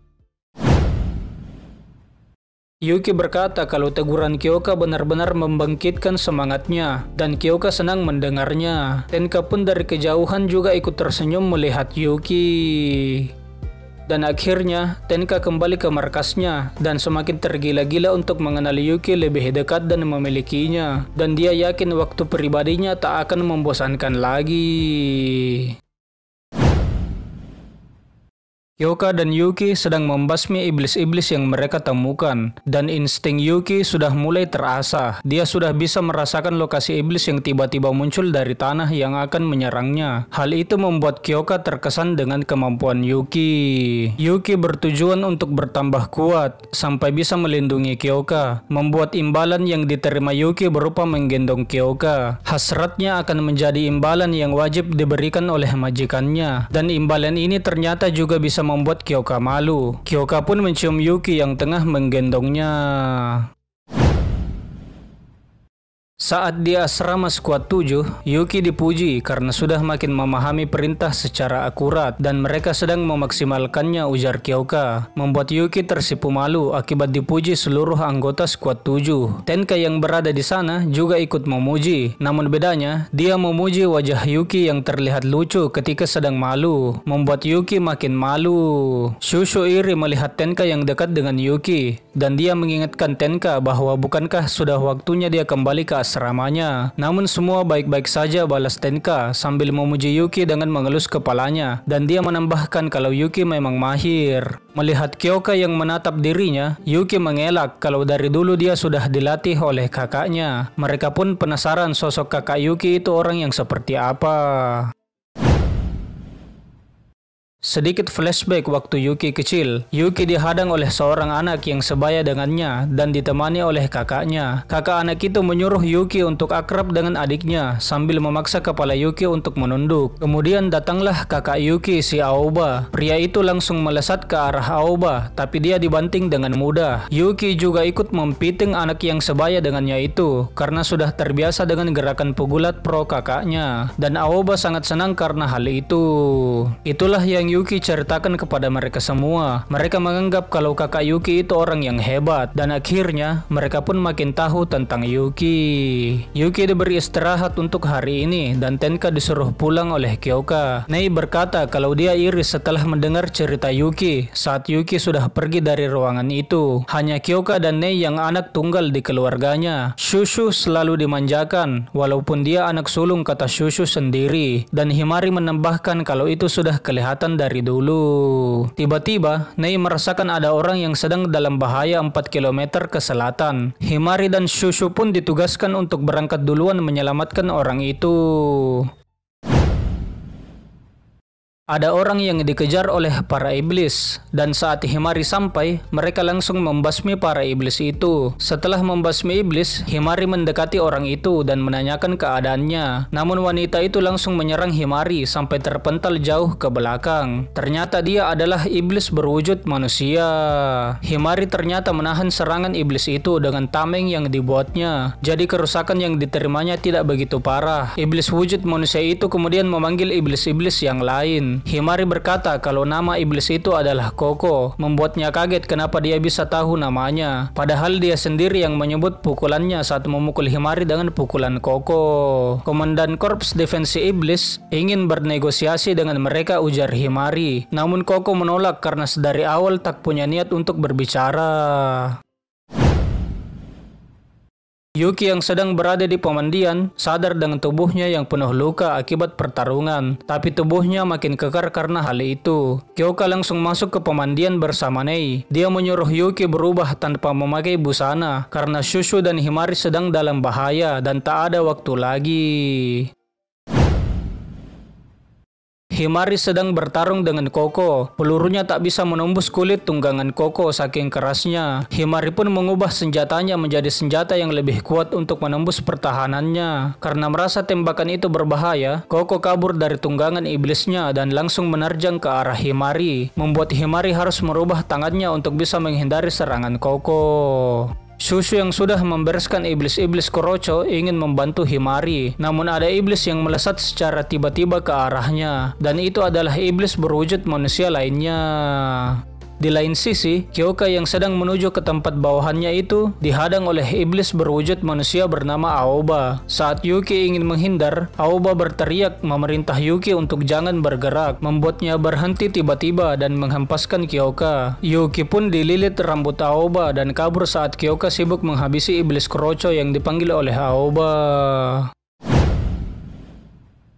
Akhirnya, Squad 7 berkumpul setelah para iblis pergi membawa Yuki, dan sudah dipastikan tujuan mereka adalah Yuki seorang. Kyoka pun memberi perintah untuk kembali ke asrama, membuat Shushu dan Himari kaget karena mengira akan mengejar para iblis itu. Kyoka lebih mementingkan bawahannya untuk merawat luka terlebih dahulu, sembari mempersiapkan diri.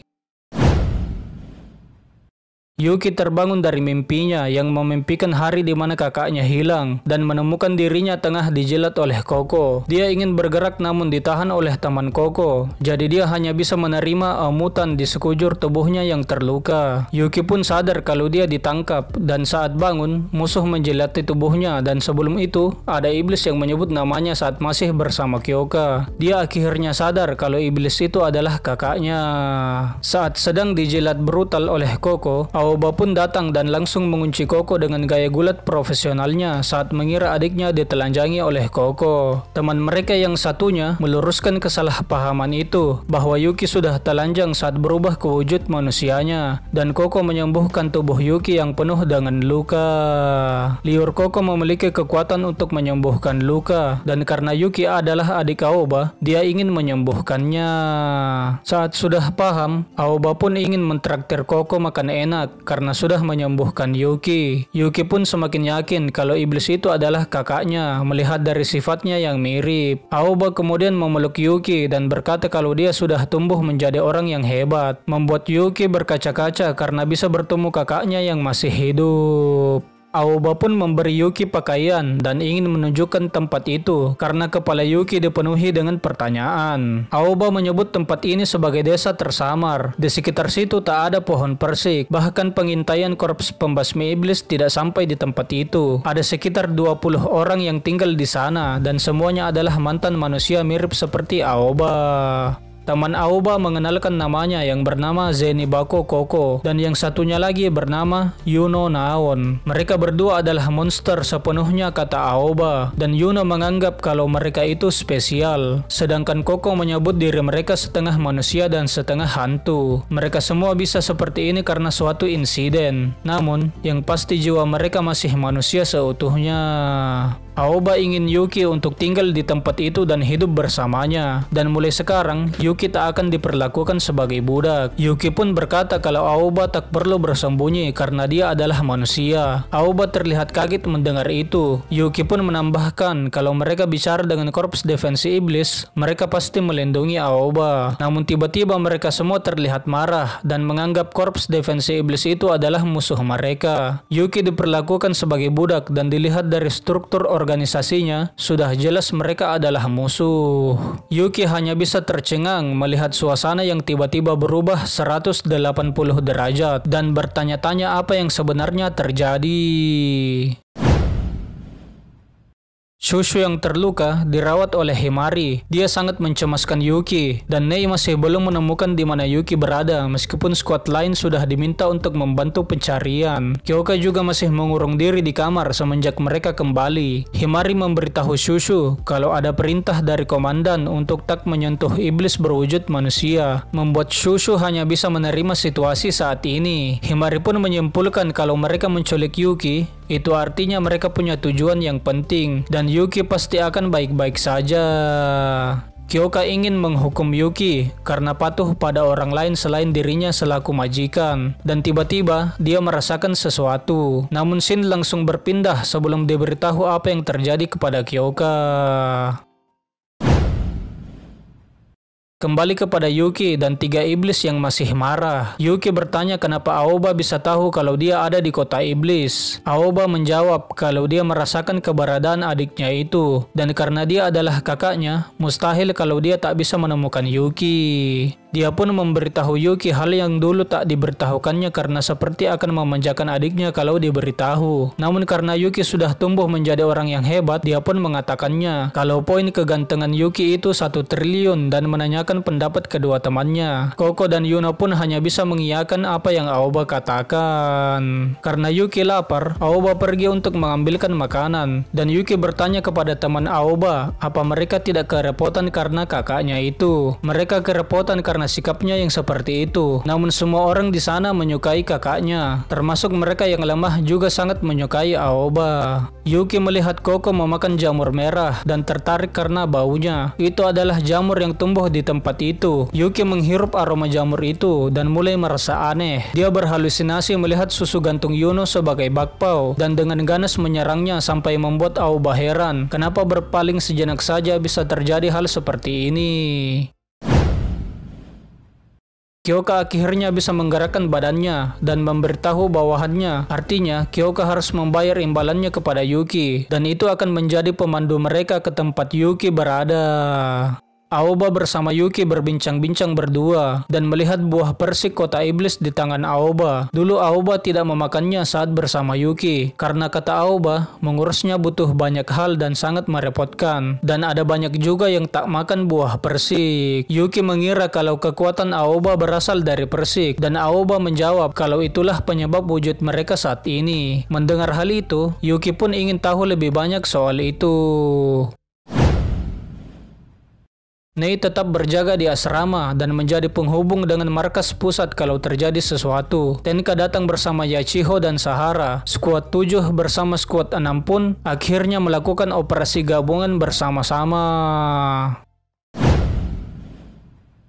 Kembali lagi bersama Yuki dan kakaknya. Yuno datang ketika Yuki ingin tahu lebih jelas mengenai peristiwa berubahnya bentuk tubuh kakaknya. Dia bersedia menceritakan kenangan kelam yang dimilikinya karena menceritakannya lebih anggun dan jelas kepada Yuki. Dia pernah bekerja sebagai model dan suatu hari dia menjadi korban bencana kota iblis. Yuno sengaja tidak makan buah persik karena mengira jika memakannya saat tua nanti dia akan mendapatkan kemampuan untuk kembali muda. Namun saat dikejar oleh iblis, dia tak punya pilihan lain selain memakan buah persik di kota iblis saat itu. Dan kekuatan persik menjadi tidak terkendali saat Yuno memakannya. Saat dia tersadar, Yuno sudah berada di ruangan gelap dan ada wanita tua aneh yang menatapnya dengan teliti. Yuno diberitahu kalau dia berada di tempat bernama Instansi Yin dan Yang, sebuah fasilitas penelitian untuk mempelajari iblis. Setelah itu, dia sudah tak bisa mencerna apa yang dikatakan wanita tua itu lagi. Yuno kaget saat melihat tubuh anggunnya berubah menjadi iblis dan dia tak bisa menerima hal itu hingga membuatnya sangat syok. Dia pun diminta untuk membantu dalam penelitian ini untuk mengetahui penyebab hal ini bisa terjadi. Karena Yuno mampu bertahan menjaga kewarasannya, sontak dia menjawab kalau dia tidak mau membantu dan menuntut untuk disembuhkan. Wanita tua itu pun menambahkan kalau seiring berkembangnya penelitian, metode pemulihannya pun akan ditemukan. Mereka pun memohon bantuannya sampai saatnya tiba demi kebaikan umat manusia. Tubuh Yuno pun diperiksa secara menyeluruh dan dijadikan kelinci percobaan.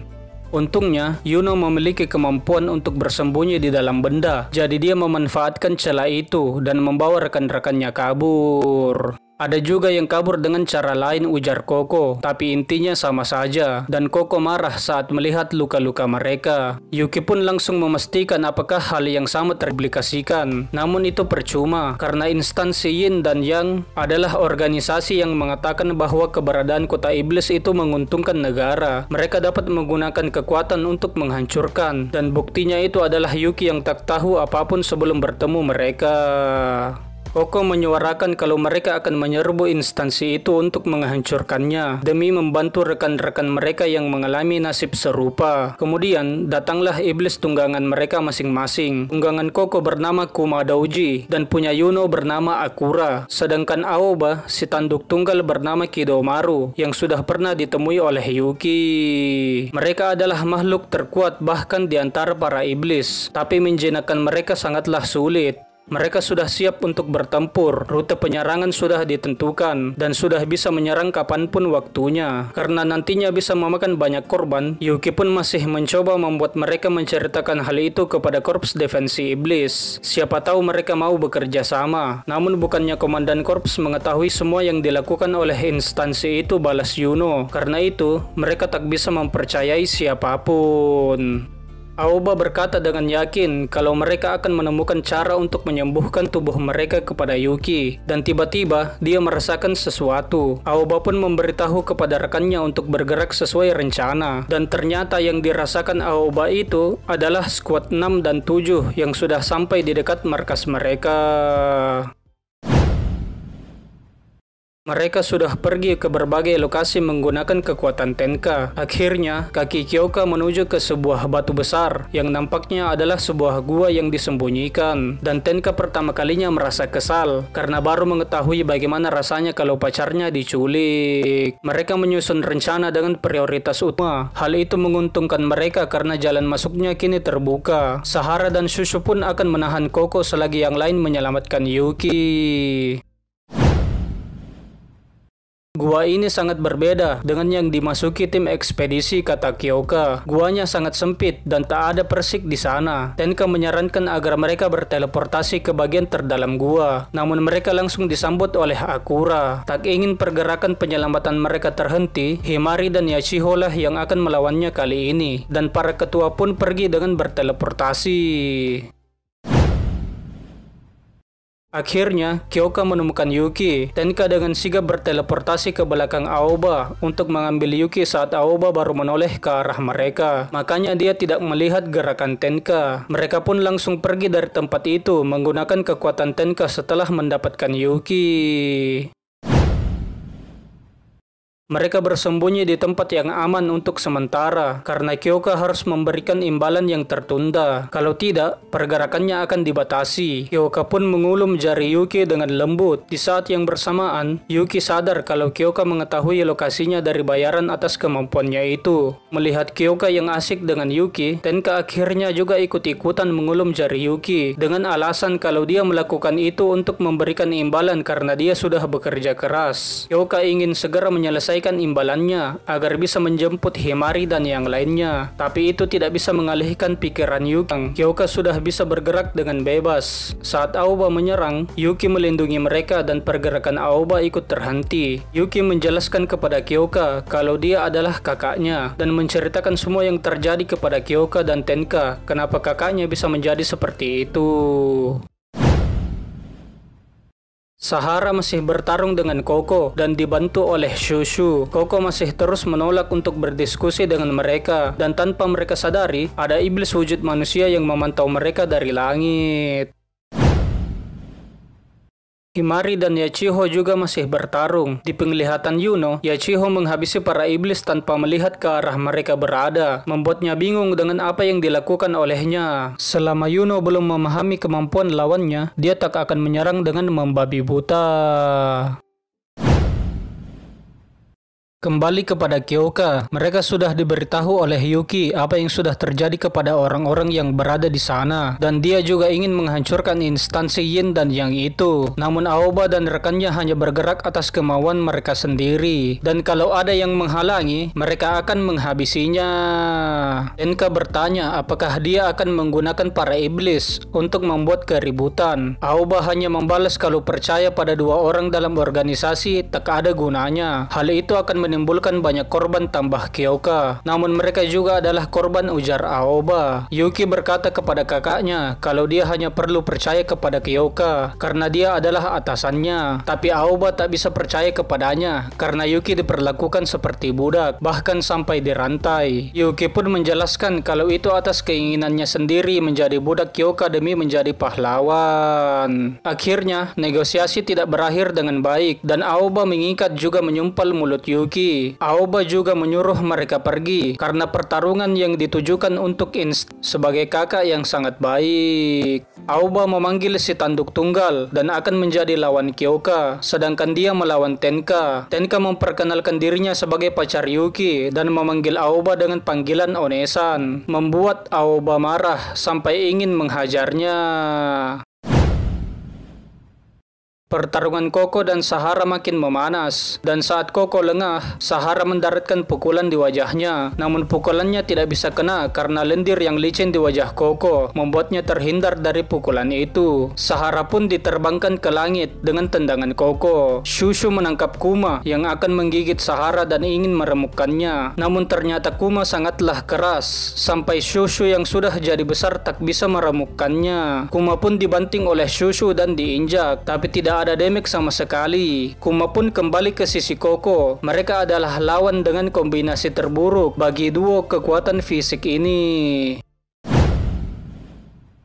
Tembakan Himari tak ada yang bisa menembus pertahanan Akura, jadi Yachihole yang harus mengalahkannya. Dia menghentikan waktu dan langsung berlari agar bisa menembaknya dari dekat. Akura pun tertembak, namun sesaat sebelum kehilangan kesadaran, dia mengayunkan tombaknya dan membelah baju Yachiho sampai ke pakaian dalamnya. Hal itu membuka kesempatan kepada Yuno untuk menyerang Himari dari belakang.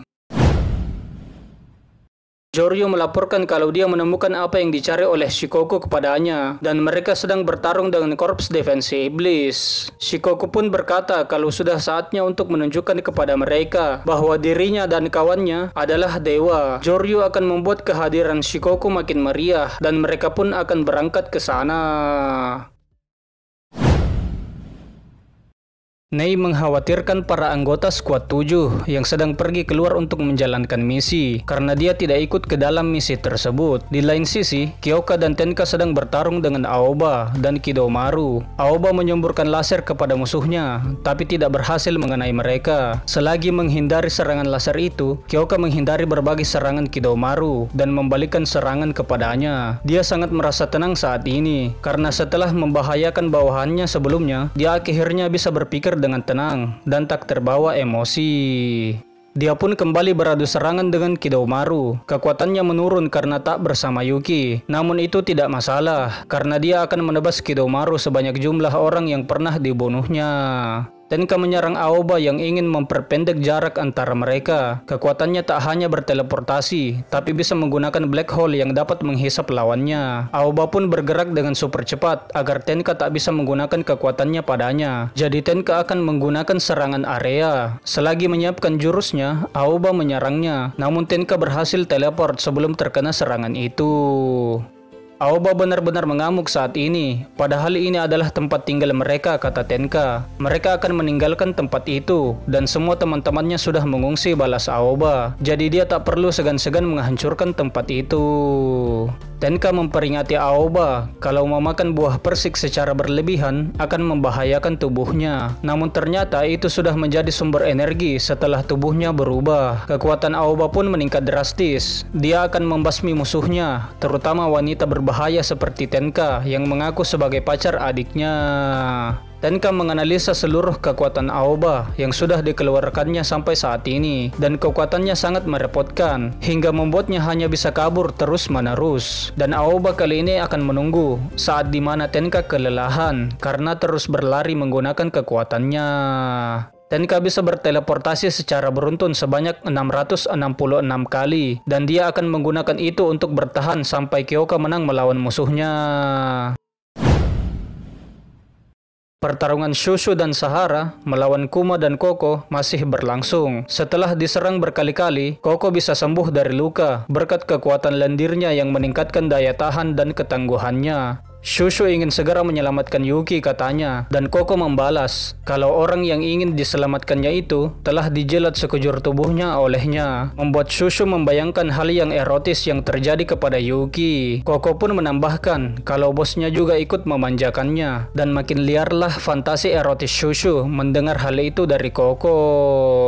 Koko menegaskan kalau Yuki sudah menjadi milik mereka, yang membuat Shushu marah. Menurut Sahara, iblis besar bernama Kuma itu adalah monster yang menimbulkan bencana kota iblis di Kagoshima 8 tahun lalu, membuat mereka harus menghentikan kelompok iblis berbahaya ini.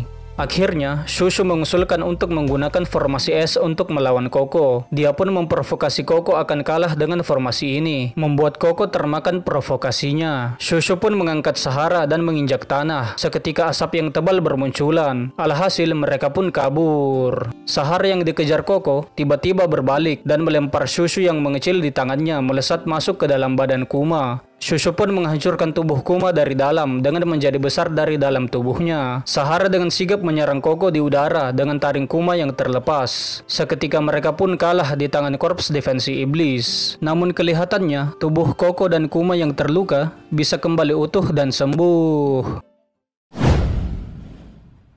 Yachiho yang melihat Himari berada di posisi yang kritis, memundurkan waktu dan membuat dirinya begitu protektif kepada Himari. Dia menggunakan kekuatannya untuk menghalau semua serangan musuh yang dilancarkan kepada Himari. Dia sadar kalau tak bisa menggunakan kekuatannya secara beruntun, membuatnya lengah dan diserang dari belakang oleh Yuno. Dan dia pun dilindungi oleh adiknya.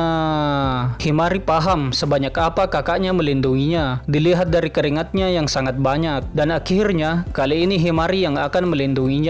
Setelah sedikit berhenti, Yachiho akhirnya bisa menggunakan kekuatannya lagi. Dia mengangkat satu tangannya agar bisa bereaksi tepat waktu, menggunakan kekuatan yang harus berpose kalau mau digunakan. Himari pun berpikir kalau posisi mereka bisa membuat musuh pergi untuk menyerang ketua mereka saat ini kalau tidak bergerak. Mereka pun berdiskusi dan Himari akan memakai kartu as yang selama ini disimpannya. Dia melepas ikatan di rambutnya dan seketika rambutnya berubah menjadi senapan yang sangat banyak dan menghujani segala penjuru gua dengan tembakannya. Saat berhasil menemukan Yuno yang bersembunyi, Yachiho menggunakan kartu asnya yang membalikan waktu ke 10 detik yang lalu. Dan sebelum Himari melepas ikatan di rambutnya, dia memberitahu adiknya kalau rencananya telah berhasil. Dengan sigap, Himari menembak ke arah yang ditunjuk Yachiho, dan Yuno pun berhasil dikalahkan.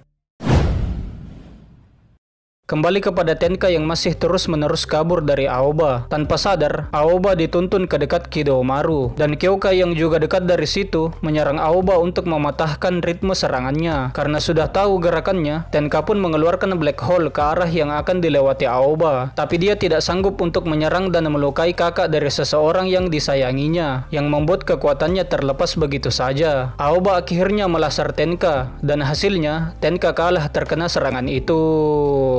Aoba bertanya kenapa dia tidak jadi menyerangnya barusan. Yuki pasti akan sedih kalau dia menghabisi kakaknya, jawab Tenka. Dia sendiri pun terkejut karena tak bisa menyerang musuhnya dan merasa benar-benar gagal. Kata Aoba, Tenka tak usah mencemaskan dirinya karena dia sudah tangguh. Namun yang membuat Aoba senang adalah karena dia memikirkan perasaan Yuki yang membuatnya tersenyum lebar kepada Tenka dan diberitahu kalau dia adalah orang yang baik.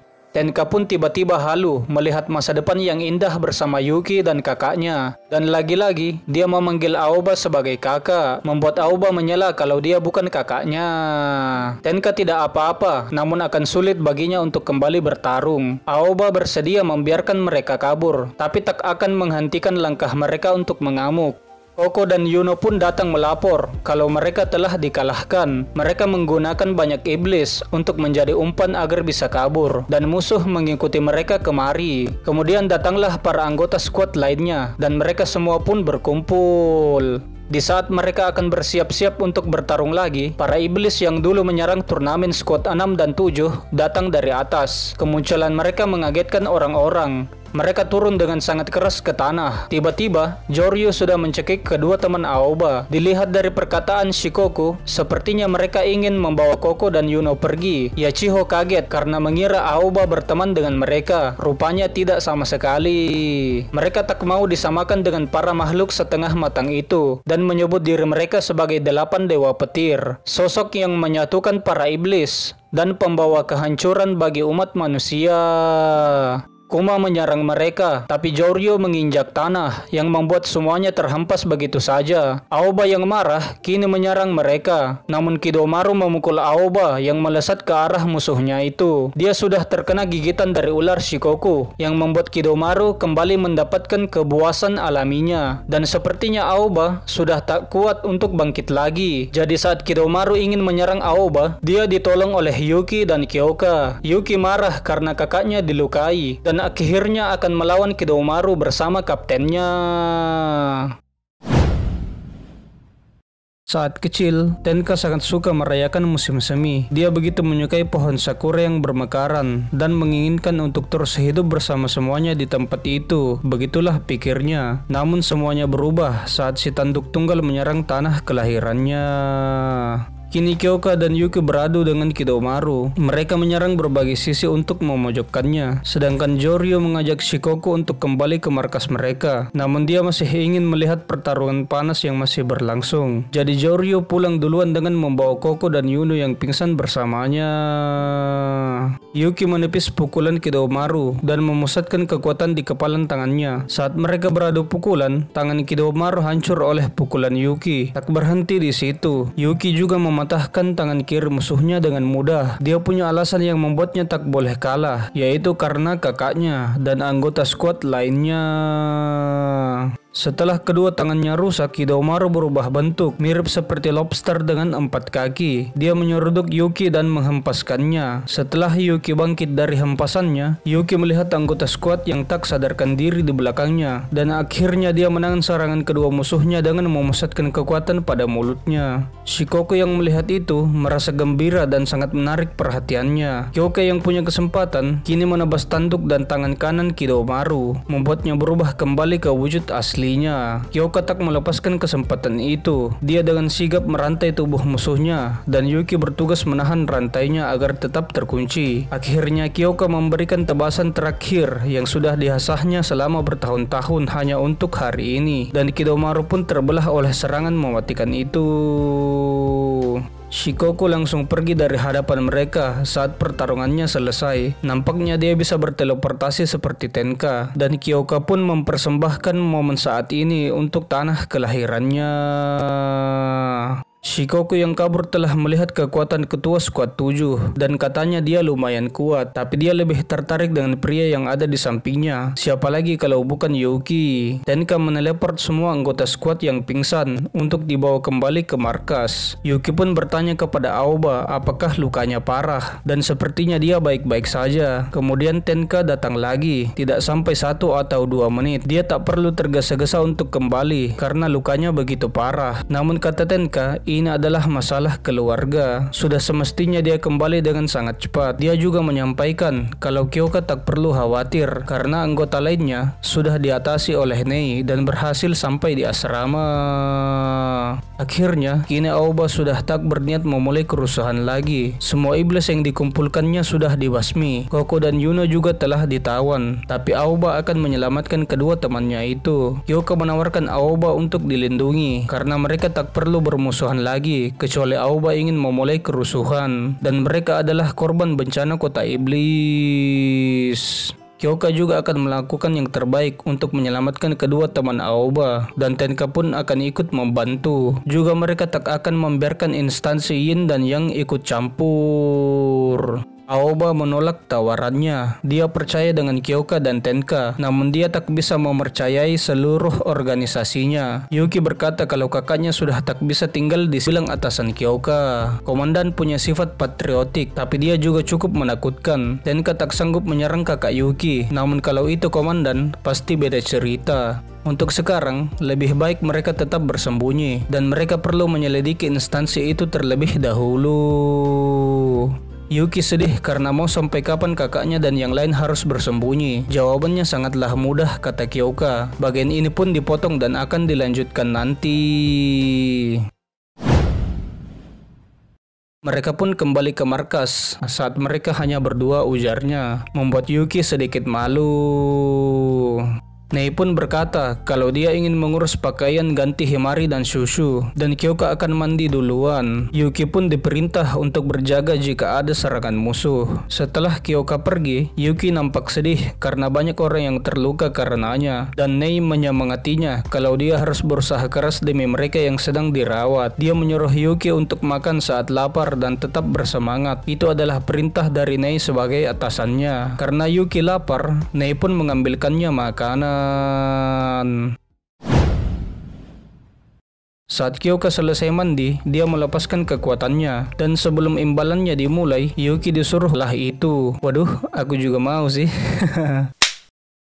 Kini Yuki berada di kamar Kyoka. Dia diberi imbalan yang sangat erotis kali ini. Kyoka hanya menggunakan pakaian dalam dan menaiki Yuki. Kemudian dia berkata kalau imbalan kali ini adalah tidur bersama. Alah, kecewa penonton.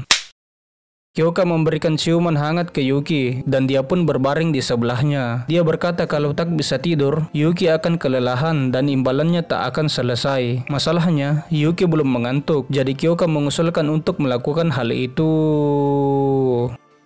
Dia pun mengunci Yuki dengan berbagai gerakan gulat profesional seperti yang biasa kakak Yuki lah kalau dirinya adalah majikan yang sebenarnya. Karena Yuki lebih mematuhi kakaknya dan membuat dirinya tertangkap, dan Yuki mulai takut pada dirinya yang mulai menikmatinya. Saat Yuki tertidur, Kyoka memeluknya dan dia pun juga ikut tidur bersamanya. Di tempat persembunyian iblis yang menculik Koko dan Yuno, Rairen bertanya kenapa dia membawa 2 orang. Katanya untuk berjaga-jaga kalau dia tidak mau makan salah satunya, karena dewa ini pilih-pilih makanan. Hanya dewa ini yang butuh makanan untuk tumbuh. Tapi dengan begitu, dia akan menjadi dewa yang sangat kuat, dan dewa itu pun memakan teman Aoba. Skuad 6 dan 7 mengadakan pesta sebagai ucapan selamat atas kesembuhan mereka. Yuki lah yang telah menyiapkan makanannya, dibantu oleh atasannya Shinei. Mereka terlihat senang karena masakan Yuki terkenal enak. Aromanya juga sangat sedap. Himari tertarik dengan hidangan penutupnya, yaitu ramen. Namun Yachiho berkata kenapa Himari bisa tertarik dengan makanan orang awam. Himari pun menegaskan kalau Yachiho tak usah memakannya. Namun seperti biasa, Yachiho bersikap dingin dengan jawabannya yang ingin memastikan rasa putus asa di lidah Himari sebagai tugasnya. Dia kadang suka diam-diam makan kudapan. Yachiho tak ingin orang tahu, jadi dia menyuruh Sahara untuk tak mulut ember. Mereka pun bersulang dan menikmati apa yang ada di atas meja, juga mempererat hubungan mereka dengan saling mengobrol satu sama lain. Shushu dan Himari pun baru menyambut Yuki pulang karena mereka sedang dirawat sebelumnya, membuat Yuki sedikit berkaca-kaca. Kebijakan Korps Defense Iblis, lalu membasmi para iblis dan melindungi Aoba dan yang lainnya, kemudian menemukan cara untuk menyembuhkan mereka. Aoba pun bisa sedikit tenang kalau sudah seperti itu. Gua pun akan runtuh dan tak bisa bertahan lebih lama lagi. Yuki mengajak kakaknya untuk keluar, namun Aoba memeluk Yuki dengan erat, lalu memberinya suatu benda untuk diperbaiki. Dia pun pergi ke tempat yang berbeda. Aoba akan selalu mengawasi adiknya itu, dan Yuki pun berkata kalau dia pasti akan menemukan cara untuk menyembuhkan kakaknya. Membuat Aoba tersenyum senang karena melihat Yuki yang sudah tumbuh semakin kuat. Saat ini, Yuki memiliki tujuan lain selain menjadi pahlawan, yaitu ingin menyembuhkan kakaknya. Itulah alasannya bertarung, memberikan imbalan di saat mereka sedang berdua. Namun peristiwa baik ini harus tertunda karena Kyoka yang datang untuk membangunkan Yuki. Dan Kapun diberitahu bahwa banyak pekerjaan yang menumpuk selagi dia absen dan membuat Tenka akan kembali di lain waktu. Kyoka pun marah karena Yuki sepertinya belum paham siapa majikannya yang sebenarnya. Dia pun diberi kuncian pegulat lagi. Yuki pun terlihat kelelahan sebelum dipanggil oleh Himari. Himari sendiri ingin meningkatkan kemampuan persiknya dan dia membutuhkan bantuan dari Yuki. Di lain sisi, Shushu sedang berusaha menahan diri untuk tidak mendekati Yuki dengan tergesa-gesa. Dia akhirnya menggunakan kepalanya untuk bertindak. Nei pun menerima sinyal menandakan ada iblis yang muncul dan menginfokannya ke seluruh anggota. Akhirnya skuad 7 kembali beraksi untuk membasmi para iblis. Yuki sudah menunduk duluan untuk mencium tangan Kyoka sebelum diperintah, dan dia pun berubah. Kemudian mereka pergi menyusul anggota lain yang sudah bergegas pergi duluan. Dan inilah kisah mereka berdua untuk menjadi apa yang mereka impikan. Ditambah kakak Yuki yang akan menyelamatkan teman-temannya.